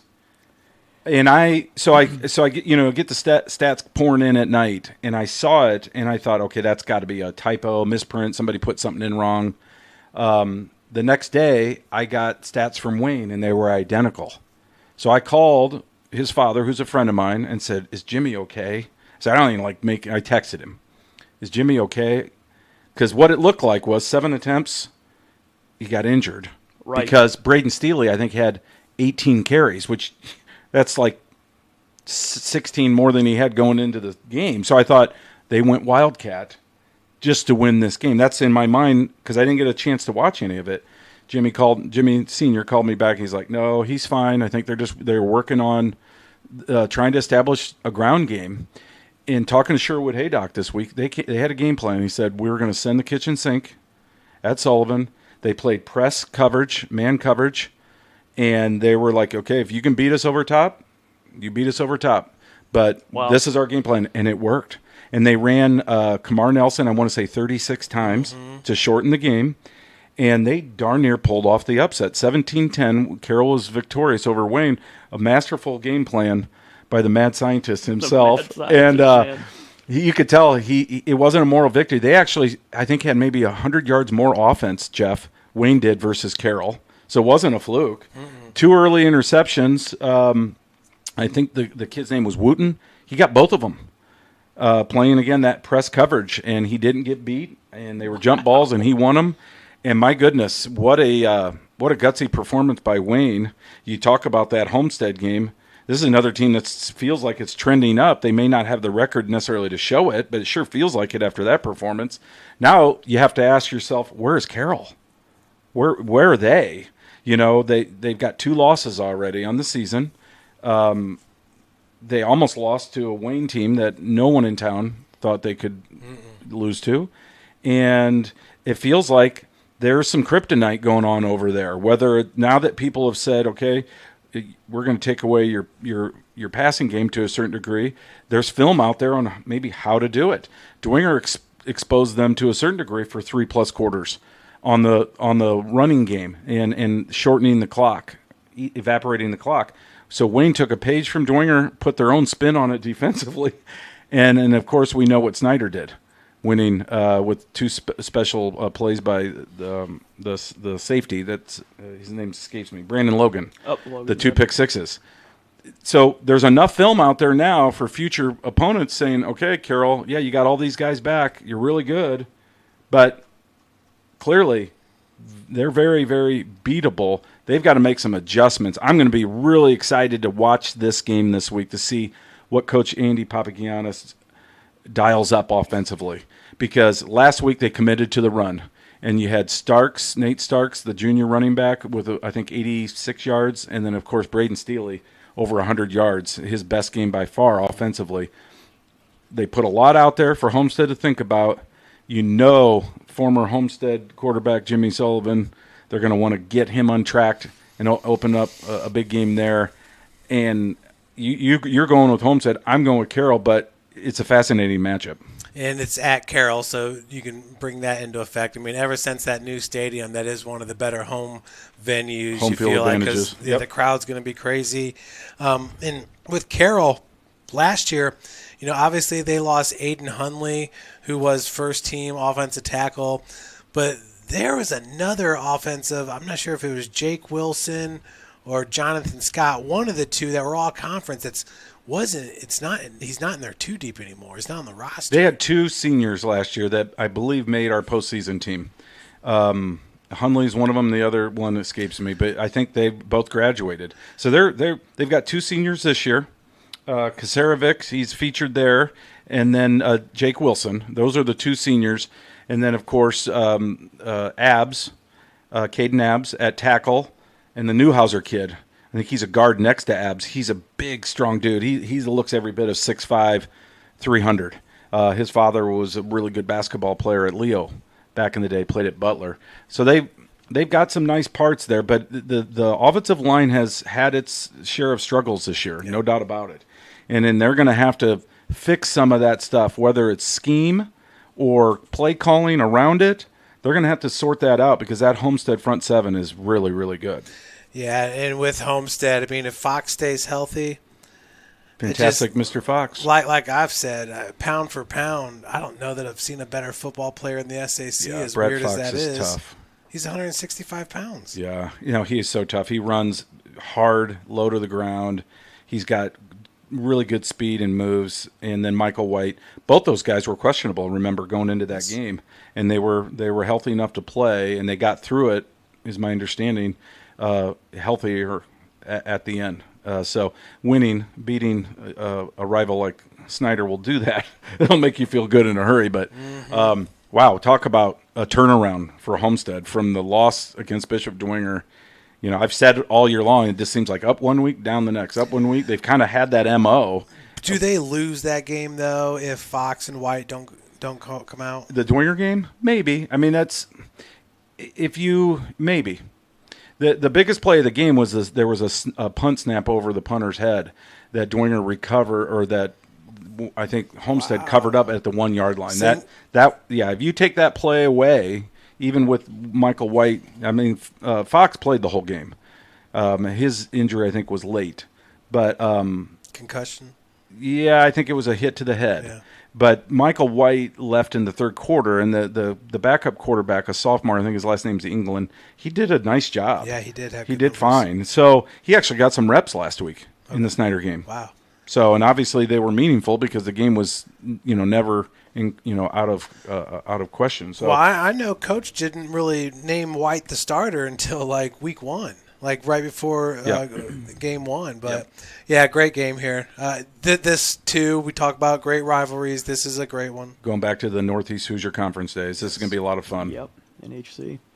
Okay, next one, Concordia at Wayne. Again, this is the SAC's rivalry week. These are the 2 board teams that don't really have a rival, is what it boils. So they were the last 2 picked at the dinner table, right, to do the dishes. All right, Wayne, Concordia.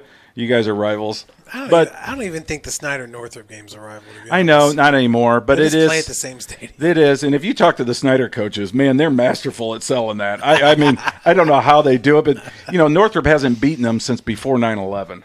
I mean, it's been a long time. I mean, Jake was like 3. Goodness. I mean, he was a baby. That might have been 5. Still watching tape, though. Yeah, still watching tape. Well, let's talk a little bit about this game. A couple minutes. I mean, Concordia gets shocked last week by Southside 35-6. But when you have 7 turnovers and you only get 1 turnover from the other team, -6 in that is never a good thing. You're not going to win many games. And Coach Manigault wasn't making excuses, but he did point to the obvious. And if you're going to turn the ball over, you're going to lose. So they got to clean that up, and that's his focus this week is let's just play a clean game and see where we're at. If we lose, we lose, but let's not give the game away. And that's kind of what happened last week against Southside. Wayne, again, we talked a little bit about them already. Really dangerous team. It's my understanding Harold Mack and Keyshawn Tolles are out for 2 or 3 weeks. We put it in game night. Coach Haydock shared that with me.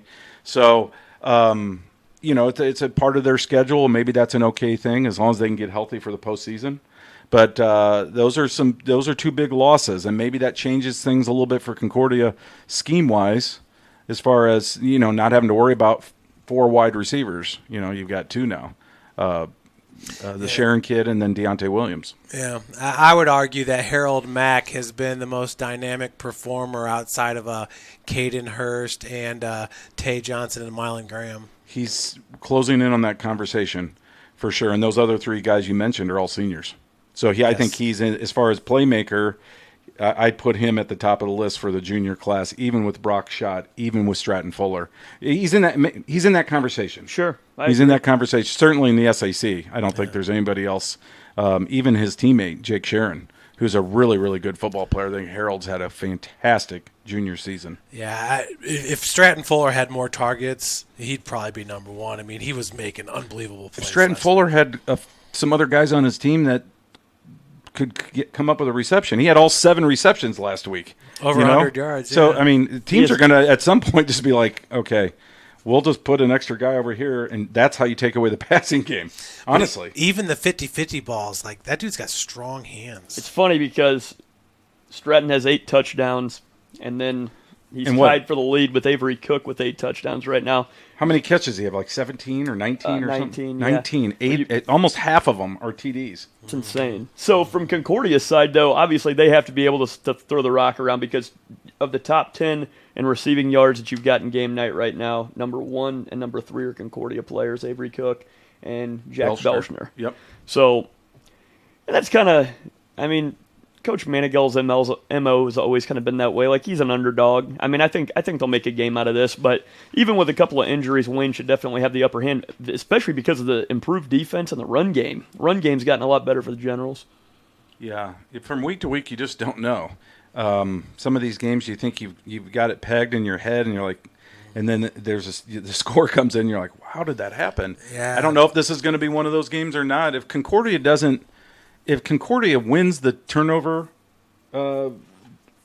battle, yep, and maybe 2 or 3 in their favor, this is a fairly close game, I think. But if they give the ball up, Wayne will, run them right off the field. Yeah, 7 turnovers, 5 interceptions, 3 of those to JT Timberlake making Johnson. His first start, and he had a fumble recovery too. Finalist for our Player of the Week. Yeah, and what a great story. We'll get to Southside here in a moment, but yeah, those are pretty good numbers for your first start. Yeah, and you're right with Wayne. I mean, you just don't know what you're going to get week by week. They couldn't run against Homestead. Lures held them to like 28 yards rushing, but then Kamar has a great game last week. Against a pretty good defense in Carroll. Great defense. Yeah, that I know. Defense is awesome. Well, I think it speaks to matchups and coaching and strategy, and I don't want to suggest that the Carroll coaches were overlooking this game by any means, but certainly it was a bit of a trap game knowing that you had Homestead this week for Carroll, and Wayne, let's be honest, to this point has probably underperformed a little bit by our expectations. But this game, I think, puts them squarely back on the map as far as a potential postseason threat. I mean, this was the kind of game that was like, whoa, All right, excellent. The mad scientist is back.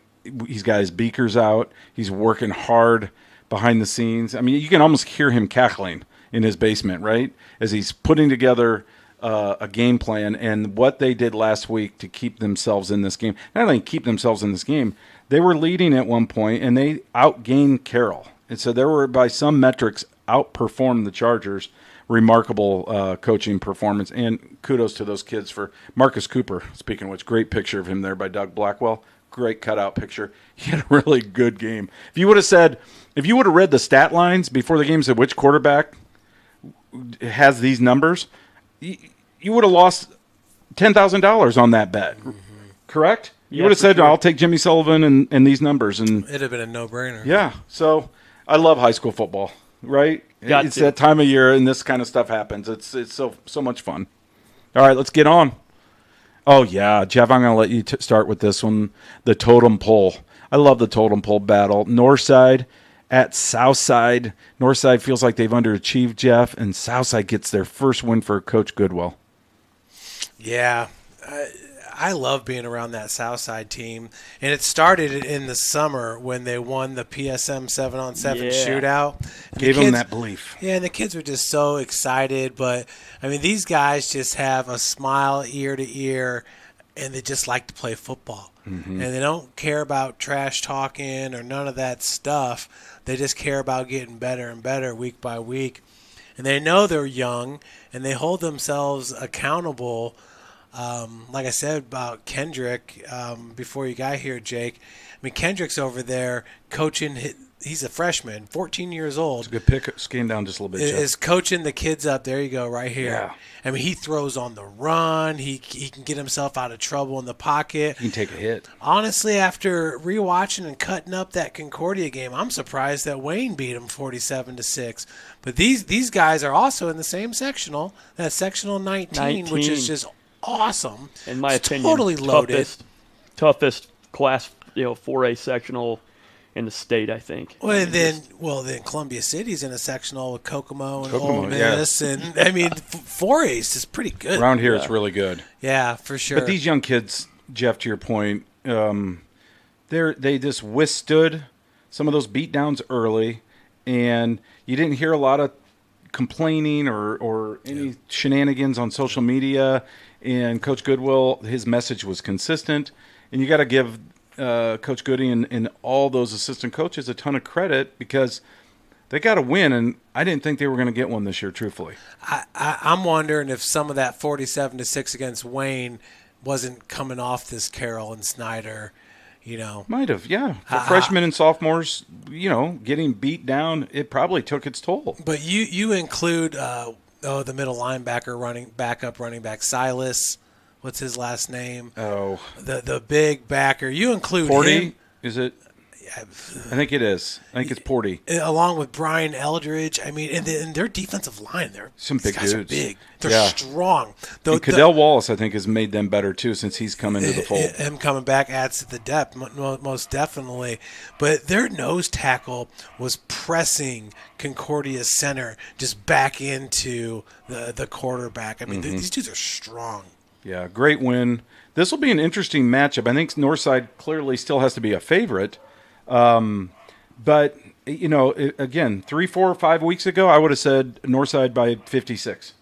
Honestly. And I think now it's like a 2-score game. Silas Porty. I'm sorry. Porty. Just a junior.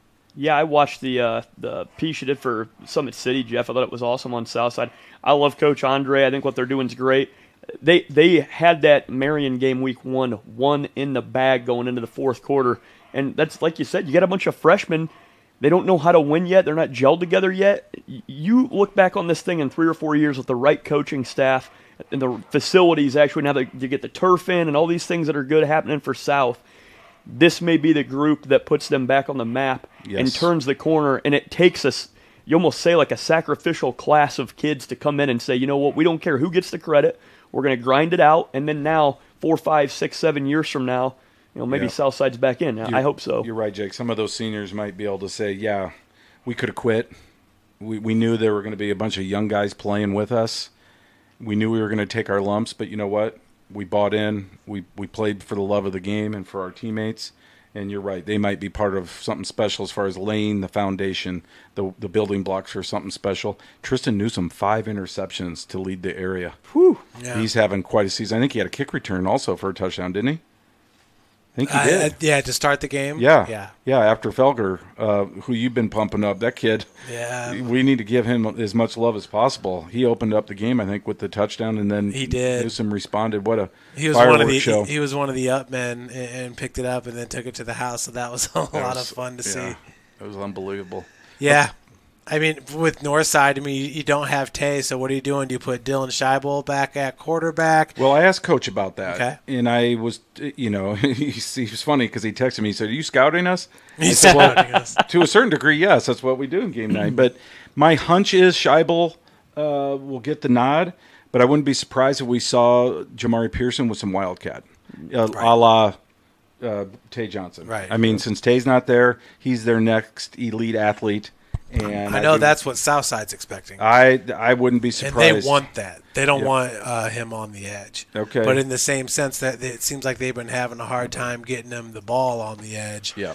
So, What do you think? and Kingley just keeps on improving week he by had a week. great game last week. Yeah, he did. He had 5 catches, 23 yards, 1 touchdown. But, man, he's got that electric bounce to him. So, And just, he's got moves. He's fun to watch. Great kid. Again, I told you how much I enjoyed him at our photo shoot this year. Archie, what do you think? Archie's really bummed that Tay's not playing this week. We got to get Tay straightened out. We're going to send him a DM, you and I, and a picture. Because we need him. And we need him at Notre Dame. Speaking of Notre Dame, that game sucked. Okay? Had new TVs down here. We had a rockin' party. And I sat here and watched it on this screen with friends and family. And I said, I've seen this before. This is going to be Heartbreak City. And I couldn't have written a more disappointing ending, but that's enough of that. I don't want to talk any more about it, Jeff. yeah, I need to listen to it on the radio, I think. It was a great game. It was a great game, but if you're a Notre Dame fan, it's very disappointing. All right, let's real quick, if you don't mind, take a peek at the center spread. Yeah, I wouldn't be surprised if Alexander ended up being a D1 guy. You might be onto something. I like him a lot. And he takes hits, too. I mean, he gets drilled and gets back up. He's smart. Yeah. And the running back, is it Irby? Yeah, Javon. I like him, too. Irby. He had a nice game last week as well. Yeah, he low to the ground, got that burst. I mean, as a freshman, he does not look like a freshman. No, I'm excited for the future of Southside football. Yeah. Some great picks here. Every year I like to spend dedicate one. Sorry, Jake.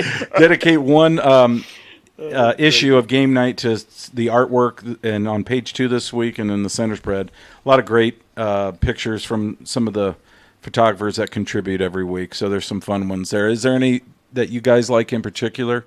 Is that Donovan right there? Yes, that's a cool one. Melissa a good submitted one. that with the flag. Oh, this coming is out a of the good tunnel. one. Yeah, it was against Carmel. Nice. Yeah. I can't tell if Is that Fox? No, it's Fox is 4, isn't he? I think that's a defensive player.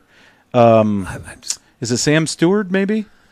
Whoever it is, I can't tell, or Pursley, Cruz Pursley. I can't tell whoever it is. I can't tell if he's like looking over, like, hey, we need to play. Like, is he celebrating? I think he's celebrating. Looks like a celebration to me. Yeah, I think so too.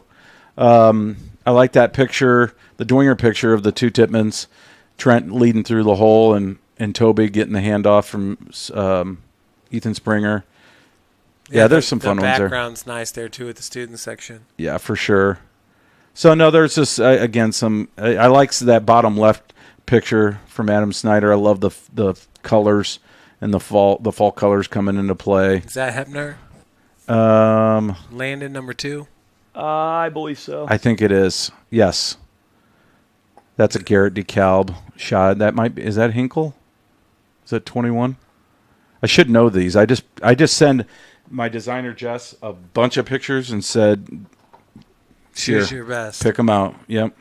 But at any rate, thank you for putting that up, Jeff. This is fun. What a game. Yeah, what a game. Look at those helmets over there. Isn't that fun? The helmet game is strong with both of them. It really is. You got the old SMU, Pony Express thing going on over there. Drew Yates, the quarterback for West Noble, and course, Seth Pruitt just putting up prolific numbers again this year for West Noble. And then, of course, on the cover of Game Night, the top 2 leaders in passing and rushing, that was a total accident. I didn't know that, Jeff. After we had committed to this this cover, the artwork, everything, I had no idea until Wednesday morning when the leaders board came over, because I don't do any of that. And I saw that Braden Holbrook and Sean Connolly, both sophomores, were not only amongst the leaders, I figured they would be, but they are both top dogs this week. Wow. Pretty impressive. That's pretty awesome. Braden Holbrook is 477 yards away from becoming Lakeland's all-time leading passer. He's a sophomore. You talk about Stratton Fuller's Holy record. smokes. Isn't that something? That is something. He's having a great season, and then Sean Connolly, the Snyder transfer, oh my, over 1,000 yards. This is going to be a fun game. Is Lakeland too young to really go to Ligonier and pull off an upset? Because I do think it'd be an upset. I think West Noble's got to be favored here. Oh, yeah, for sure, because they're going to control the ground game with Pruitt. But, going back to Holbrook and only being a sophomore, there's not another quarterback in the 260 that looks like him.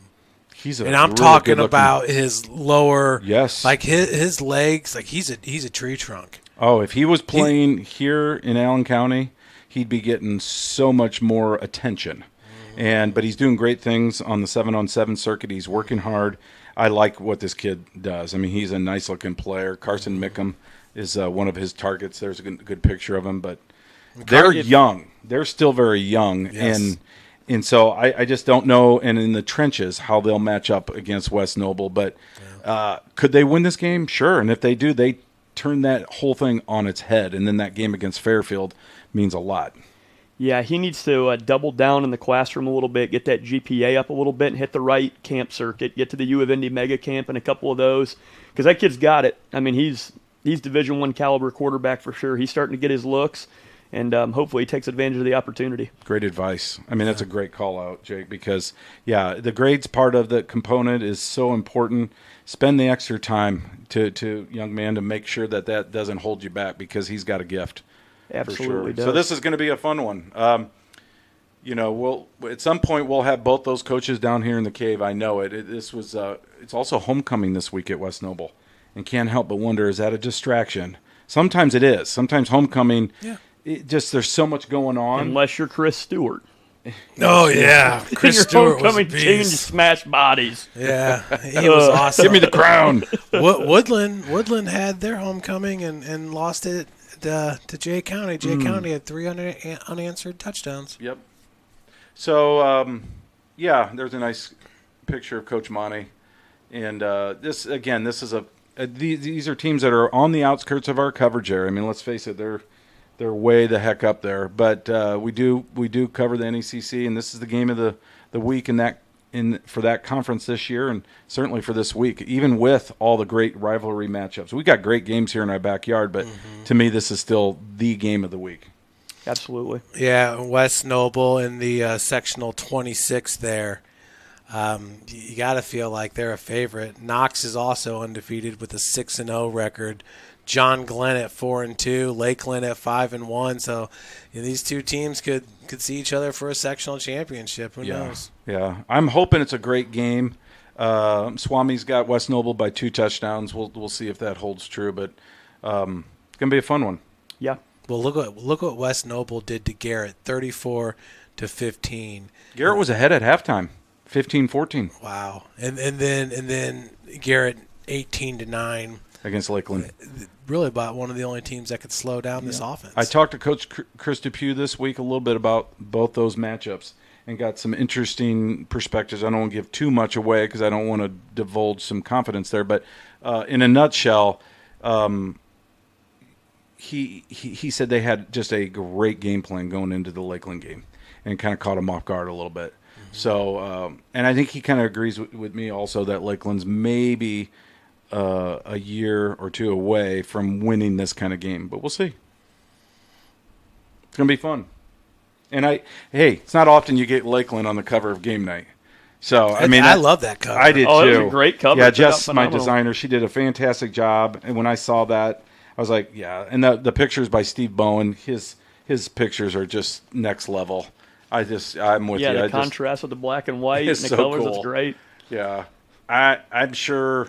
I'm really proud of this particular cover because these schools don't get a ton of coverage. Coach O'Shea said we're in the Bermuda Triangle.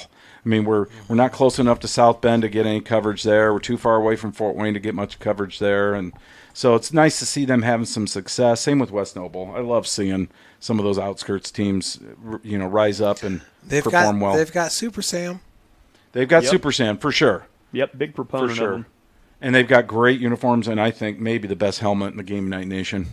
It's awesome. No, ever since Coach O'Shea sent you that, Lakeland has the best helmet, no doubt. Yeah, it's definitely my top 5, maybe top 3. Anchor down. You've got to have marketing nowadays. Coach BJ, We the North, and then you got Anchor Down. Yeah. I mean, that's pretty cool. You got it. You got to have it. Okay, East Noble, Columbia City. Jake, take it away. Oh, I don't know. I happen to be drinking some coffee upstairs and read this back page. Probably get to that in a little bit of a while. Let me look. What is that? What are you Noble referencing? East Noble by 7. I don't know if that was a typo or if the printer messed up, but that's the way I took it. I mean, no disrespect. Printers do mess up sometimes. They do. The Swami sometimes makes mistakes. Yeah, I think this is a NE8 game of the week to me. I mean, Columbia City coming off a heartbreaking loss to who, I keep saying Columbia City, I think next season could be more favored in the NE8 than they ever have been with some of the youth that they've got on both sides of the ball. But East Noble's going to do what East Noble does. Luke Amstutz is, arguably the Bill Skelton of the NE8. He's the greatest offensive mind for running spread concepts and motions and things. And Dylan Krell has been phenomenal. He was a beast last week. Absolute beast. And when you're running behind somebody like Zach Leedy, big stalwart on the line, they've got a lot of pieces. That game against Leo, man, just looked like a 11-round slugfest. And so when you're looking at it from the Columbia City side, it's CC is going to still be able to grind clock. They're going to be able to run their flex bone offense. I think East Noble will do a better job of keying on Fuller and try to take those 1 or 2 big plays away. I think Stratton's up for the challenge. I think he's still going to get his touches and he's still going to make it happen. But I'll tell you what impressed me a ton was when you start thinking about top-class programs. Happened to be in the booth when Coach Fox had come up after the loss and how he talked to the Columbia City media and didn't put any blame on anybody but himself. And I don't know if I totally agree with that after watching the game, but he felt that he didn't put the team in the best situations offensively a couple of times. That's what he told me, too. The defense, I thought, looked phenomenal overall. Trey Bates is a great running back. You went against arguably the best back. Now you're going to see a mixture of your H-back looks, a good tailback, and Krell. I don't know, man. I think this is like a one-score game either way. I think it's going to be a good defensive battle. I think Columbia City's defense could be a little bit better this year than they were last year. Maybe not so much at the linebacking core, but it's coming along. Zach Berry looks really good in there. McDivitt has looked phenomenal. He kind of reminds me of Jackson Geiger from the year prior. He's morbidly a beast. Morbidly a beast. That was a funny thing you put in there. But yeah, no, I think it's at Columbia City, which definitely is gonna give the Eagles a little bit of an advantage there with the birdcage, the student section going on. But man, it could go either way.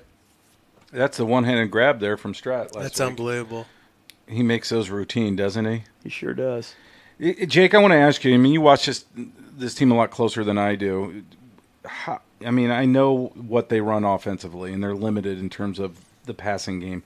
Can this team get to where they need to go with just throwing to Stratton? I mean, I know they're throwing to other guys, but he's really the only one that's producing anything. Can they throw to those backs? They Wheel can. routes and things of that nature? So if you remember last year, it got a little bit easier because in red zone situations, you had Peyton Shear. Yes. And not taking anything away from our tight end group. 6'5". Yeah, not taking anything away from the tight end group from this year. They're good guys, both of them, but it's different. When you got somebody that can just get the jump ball, and even when you get down the red zone and you just need, your 5 or 6, 7 yards out, and he literally just runs down and comes in with a hitch or a snag, and your quarterback, with Piper being a little bit taller kid, could hit him. And he was a senior. Yep. Columbia City, I just keep saying after watching them more and more every week, when you're going to get Bradbury on another year, just like this last game last week against New Haven, Bradbury on that deep route down the sideline that Johnny picked off. Next year, he puts 5 more yards on that ball and Stratton catches it. It's just experience. And that's the one thing now, to your point, yes, you've got to get some of those, you've got to get Getz out there. Getz has proven that he can run the seam or the wheel and catch passes. But I think after last week, I think you're going to start seeing more of that out of Columbia City, where they are going to get a little more emphasis with it of marrying the run to the pass a little bit. Do they run much screen game? Do they throw to their backs in a screen capacity, or is it everything? Haven't so much this season. Not saying that they won't, but this season it's been a little bit. It's interesting to me because like the flex bone offense, it to me is like I would never in a million years, other than my job at middle school is to train the kids how to run the basics of what Coach Fox wants. That's what my main priority is. Right. Our main priority is. I'm a spread guy, so for me it's like, man, it's so tough to get behind the ideology. But when you talk to guys like Coach Curtis at Warsaw, people that run flexbone, wishbone, the old school formations, there's levels to it. And we're in our 3rd year of running this now, and it's going to give you more options. No, it's not going to be the Greg Bolt days of running 2x2 wide receivers and throwing deep balls all the time. But there is additional things that they'll be able to do, and I think that you'll see Columbia City start to do that as the offense lasts longer with our program, I guess, for lack of better words. For sure. Jeff, what are your thoughts on this one? Well, first off, you talk about Coach Fox and, putting the blame on him after the game. I just feel like it was New Haven's time to win that game, just like last year was Columbia City's time to win the conference with all their seniors, Yep. And once again, hats off to New Haven and what they were able to do minus a Mylan Graham. I mean, teams in the past at New Haven would have tanked it after Graham went out. Yep. But these guys rallied around guys like Chris Stewart, Corin Harris, Johnny Washington, Trey Bates, Mason Oak, all of them, Donovan Williams.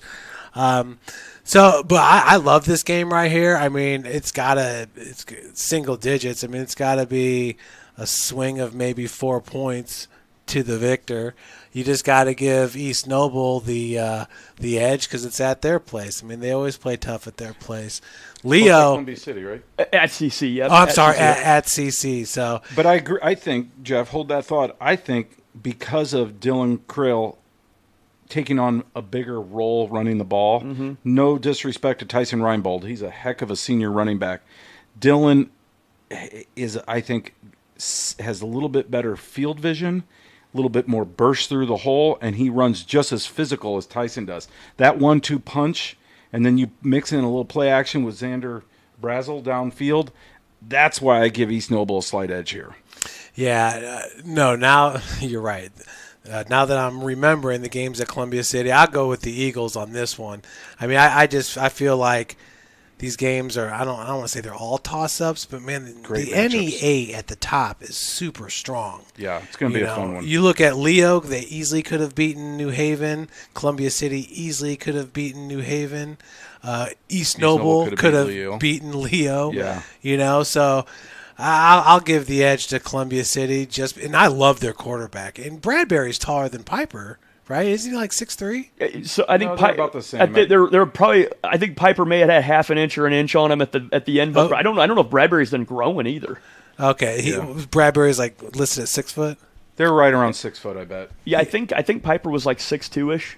Okay, because Bradbury's got he's got that kind of that lean build where he just looks kind of tall. But I was very impressed. He's a good athlete, good baseball player. Yeah, no, that's you said it best, Jeff. The NE8 in the top 4 now. For the longest time it was East Noble, Leo, and then every once in a while New Haven would pop in, and it's like New Haven and Columbia City are both for real, and it looks like maybe for a longer and it feels like run here. trending up too, yeah. just a little bit. Yeah, it's now can Belmont get back in the conversation. Norwell taking a year off. We forgot about Norwell. They were really good a year ago. Yeah. And then, of course, Huntington North. I mean, it's a great conference.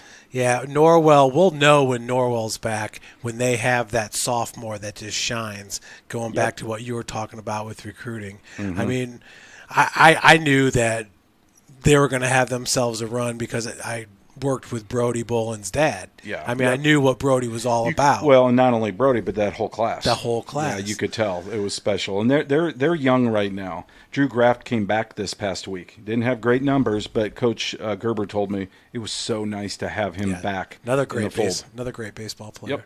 Yep. One last thought on this, and I'll stay off the long-winded, but it's something I thought of.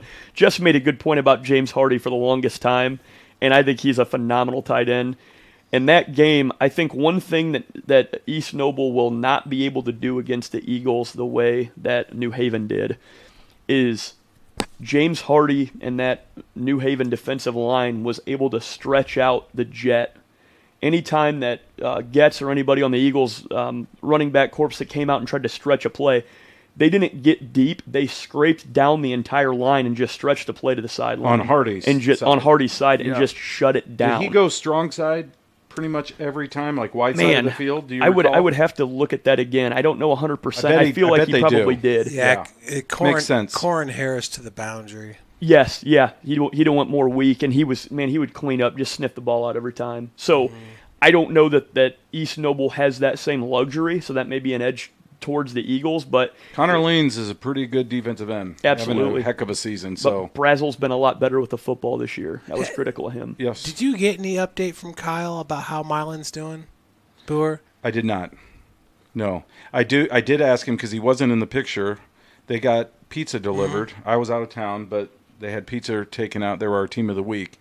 And in the picture they sent, he wasn't in there. So I sent Kyle and I said, was he injured or did he miss practice? He said, no, he was at practice, but I forget. He had to leave. And I think Kyle had like a teacher-parent conference thing or whatever. At least that's what he told me. It was all via text.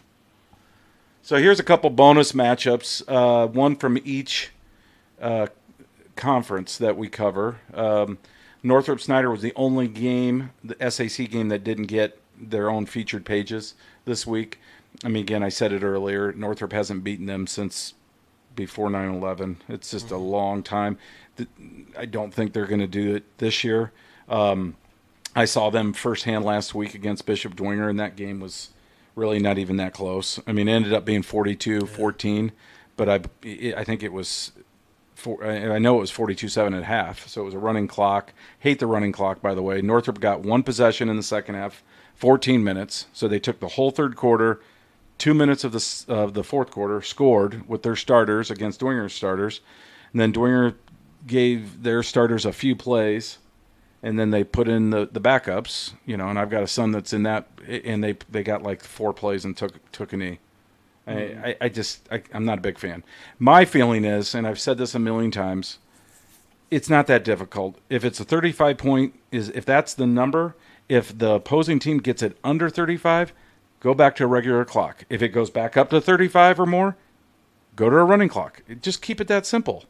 But, a team can never come back now from when they're down 35 points at halftime. It will never happen in our lifetime because the clock only stops once they draw even. By then the game's over. Wasn't that the Buffalo Bills at Tennessee or something where they came back from 35 I think it was 35, down? Yeah, a playoff game. Yeah, and they did the double pass on the kick return or whatever. Yeah, it's just it'll never happen in Indiana high school football now. Now, if it's 35 points at halftime or early in the third quarter, it's just over. 2 possessions. Well, Northrop got the ball once, Dwenger got the ball once. That was the whole second half. I think that's really simple, but also like the success factor. Why is that so hard? If you don't hit that 6 points, I mean, why is it so hard to bump a team down for success or bump a team up? Just black and white, right? But stick to it. I don't. Why was there so much confusion about Dwenger going back down to 4A?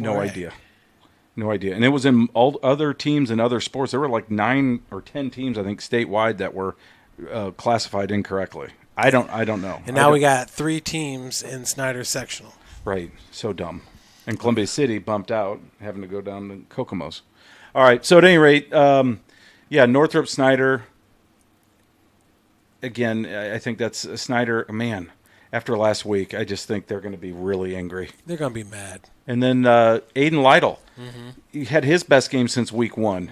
Remember, he was injured in the Garrett game and then missed a little time. And then I didn't know this, but he got, I think it might have been the East Noble game. There was a little scuttlebutt, and he ended up getting ejected, I guess, and missed a game.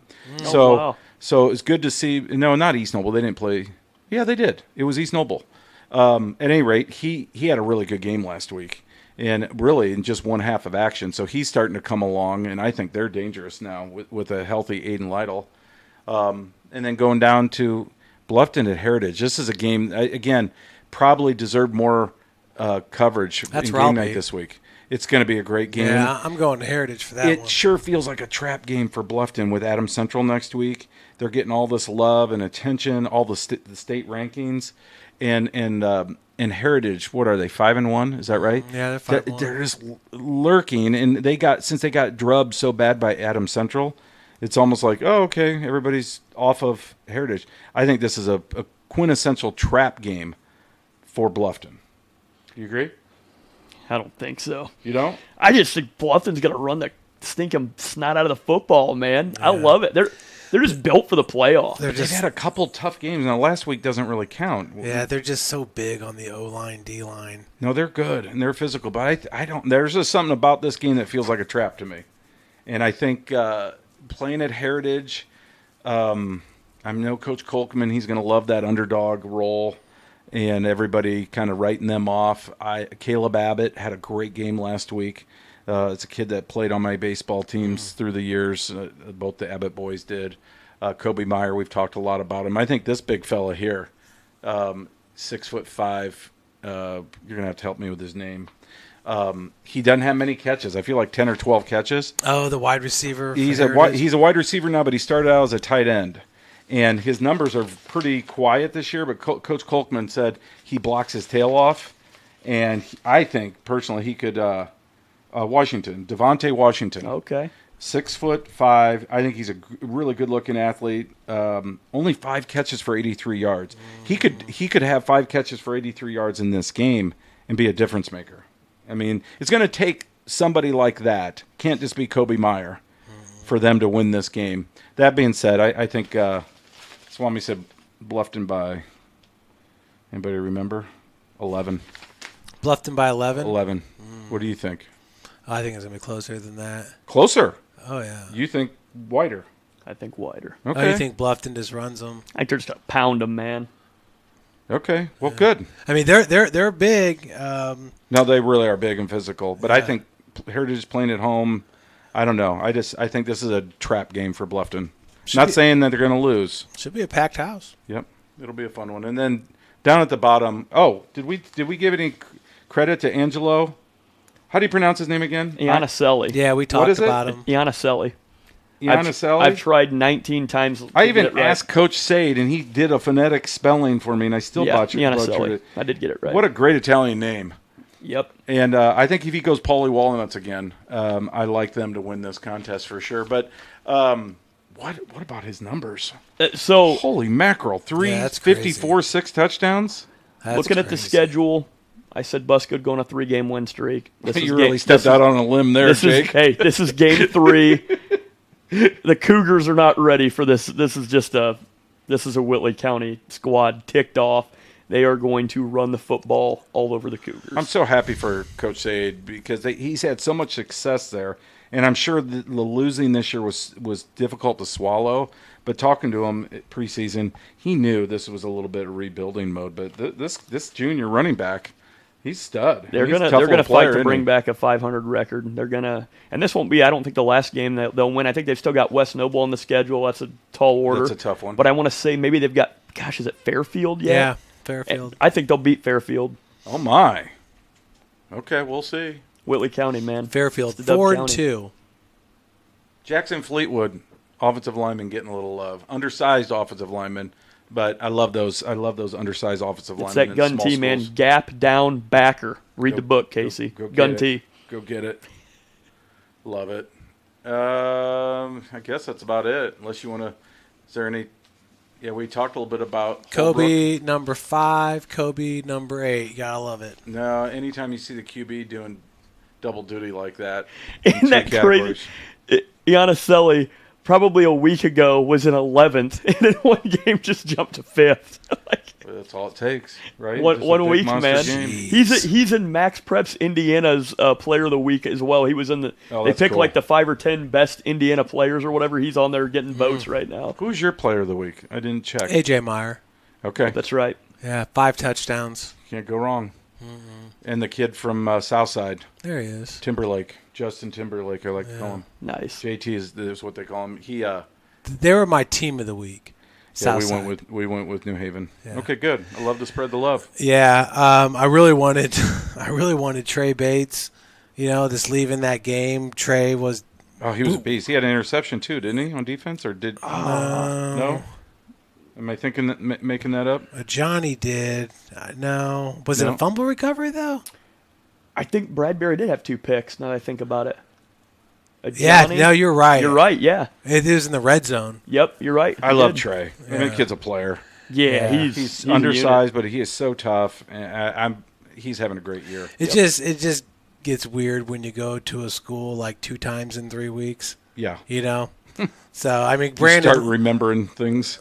Well, it's just there's so many teams. You kind of just want to spread it out. So, Oh, for sure. And you go to game night, to Summit City, to whatever TV station. Sometimes you'll get 5 different players of the week, and they're all deserving. Yeah, no, I think it speaks to the quality of play individually, and then also the teams. I mean, again, we go back. Let's just go back a few weeks, guys. It looks so bleak. Again, with the SAC influence. I mean, we're SAC guys as far as our background, and that's our bread and butter in terms of our backyard naturedness. The SAC just did not look very good, with the exception of Snyder. And it just felt like, is this going to be one of those years? And everybody was just piling on.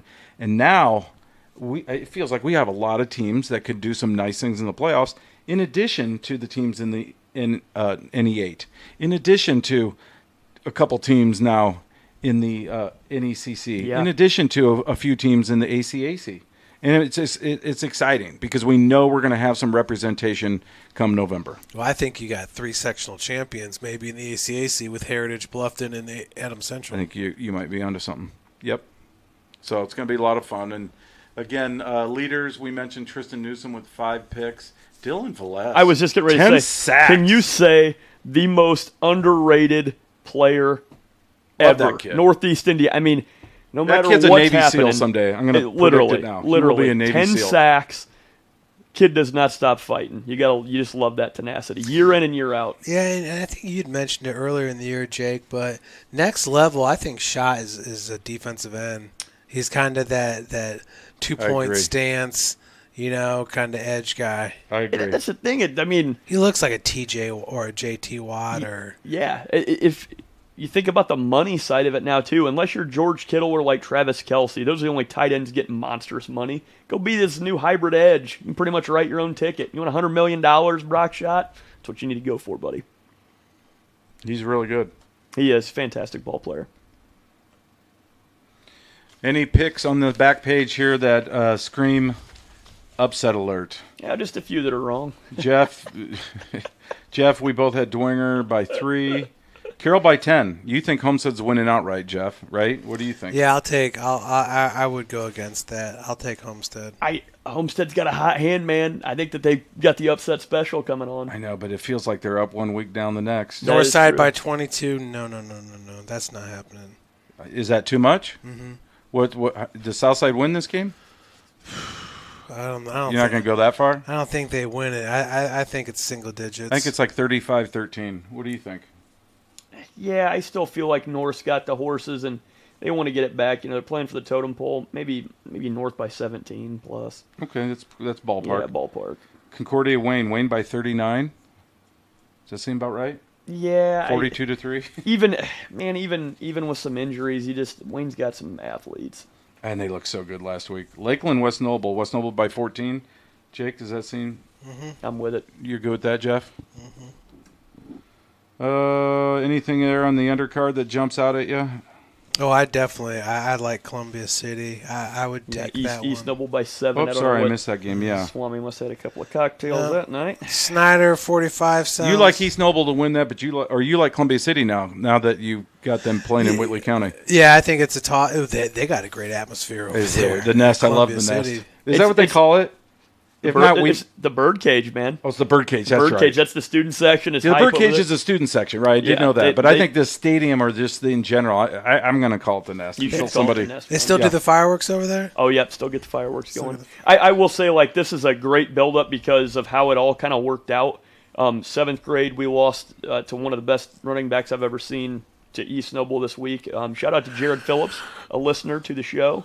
Austin's dad, great guy. Talked to him for a while. Our 8th grade then gets retribution, won like 5th. So we lost like 38-13. 8th grade wins 50-8 on Eagles side. So it's like they win, we win. Oh, and now we've got varsity matchup on Friday night. I mean, it's just fun. It's a hype week, man. Rivalry right there. It's going to be a fun one. All right, sorry. Now let's jump down to the undercard. Sorry about that. My bad, Jake. Snyder by 45. I'm glad you came over, or we would have skipped over that whole game. Yeah, you would. I know you would have. That's why I had to show. I had to defend my county. Snuck in a window, everybody. He slithered in. I didn't even hear him. He was slithery little snake. 45 Snyder, yeah. Leo 38, yeah. New Haven 48. What about Garrett over Fairfield? Does that happen? Yes. Okay. Ooh, yeah. Could Angola beat Marion, Mishawaka Marion? No. I think the Hornets might rise up. I mean, Swami said Marion by 13, but it's at Angola. Man, they feel like they should be better than 0-6. Jeez, Eastside's turned it around. Speaking of Eastside, Matt Daisy was in the cave tonight. What? Did he bring any Procom headsets to sell? No, but he came over and we had a great conversation. Hi, Coach. He's also an avid viewer, assistant coach up at Eastside. Great guy. He's a wonderful guy, and he lives here in Fort Wayne over the southwest side of town, and he drives all the way up there to Butler. But he's really, I think he likes Coach Brandewee a lot and is really happy at the direction of the program. And that's another team that feels like they're just kind of flying under the radar a little bit, the Eastside Blazers. Yeah, well, they're going to be flying into Lures soon. Really like what Lures has been doing. Yep. Everybody's throwing dirt on Norwell's grave this week, but I think not. You think they rise up? I think they rise up. I'll give them the upset. I think I can win that game by a point or 3. I mean, my gosh, you just got to if they take the same approach that they did against New Haven, they grind clock, but just run the ball in those situations where they pass a couple of times. They're gutty. I don't think it's 22 points. If that happens, I promise you I'll make you a pot of 5 Lakes coffee next week. I made a TikTok. We had 5 Lakes at work today. Happy brew. He's a TikToker. Well, Jeff, anything else you'd like to add? No, I'm stoked to see Bluffton Heritage. I will say that. That's going to be fun. I'll be tuning into that and checking it out. I'll be out the Battle of the Bishops. Are you a Lures or Dwenger guy? Is that? No, I'm a practicing Catholic, and I'm going to go out and I'm going to say Mass at halftime for everybody. No, yeah, it'll be fun. That'll be Venerable Lures Field. That's always fun to go out there. I'm going to be at a wedding rehearsal dinner with my phone and hopefully a second tablet or device so I can have 2 or 3 games going during the whole process. You need multiple devices. Okay. Well, folks, thank you for tuning in. We went a little long tonight. We had 2 special guests. Thank you to Coach Johns and Coach Keefer for coming over to the cave. For Jeff, for Jake, I'm Casey. We'll see you next week, everybody. Welcome to the Summit City, home to the 260's dedicated high school athletes and fans. Each victory and celebration captured by our camera. Treasure the highlights from the Summit Athletic Conference this season or complete games live or on demand. After all, nobody's more proud to call Fort Wayne home than SummitCitySports.com. Thank you for watching Summit City Sports. To help broaden our coverage, we're asking you to become a monthly sponsor to our Patreon account. We produce weekly highlights and live video broadcast. When the Homestead Girls Golf Team won its first state title in program history, we were there. When Fort Wayne brought back 3 state titles in cross country, we were there. We believe in sharing positive stories and setting the standard for how high school sports should be covered. Join us and donate today. In 1952, my father, Jim Kelly, opened his first dealership. Thanks to loyal customers, dedicated employees, community support, and a bit of luck, his business grew. 70 years later, that dealership has become the Kelly Automotive Group, with 14 brands and 3 locations, including our new Fort Wayne Auto Mall. Thank you for 70 amazing years. It's been the ride of a lifetime. We hope you join us for the next 70.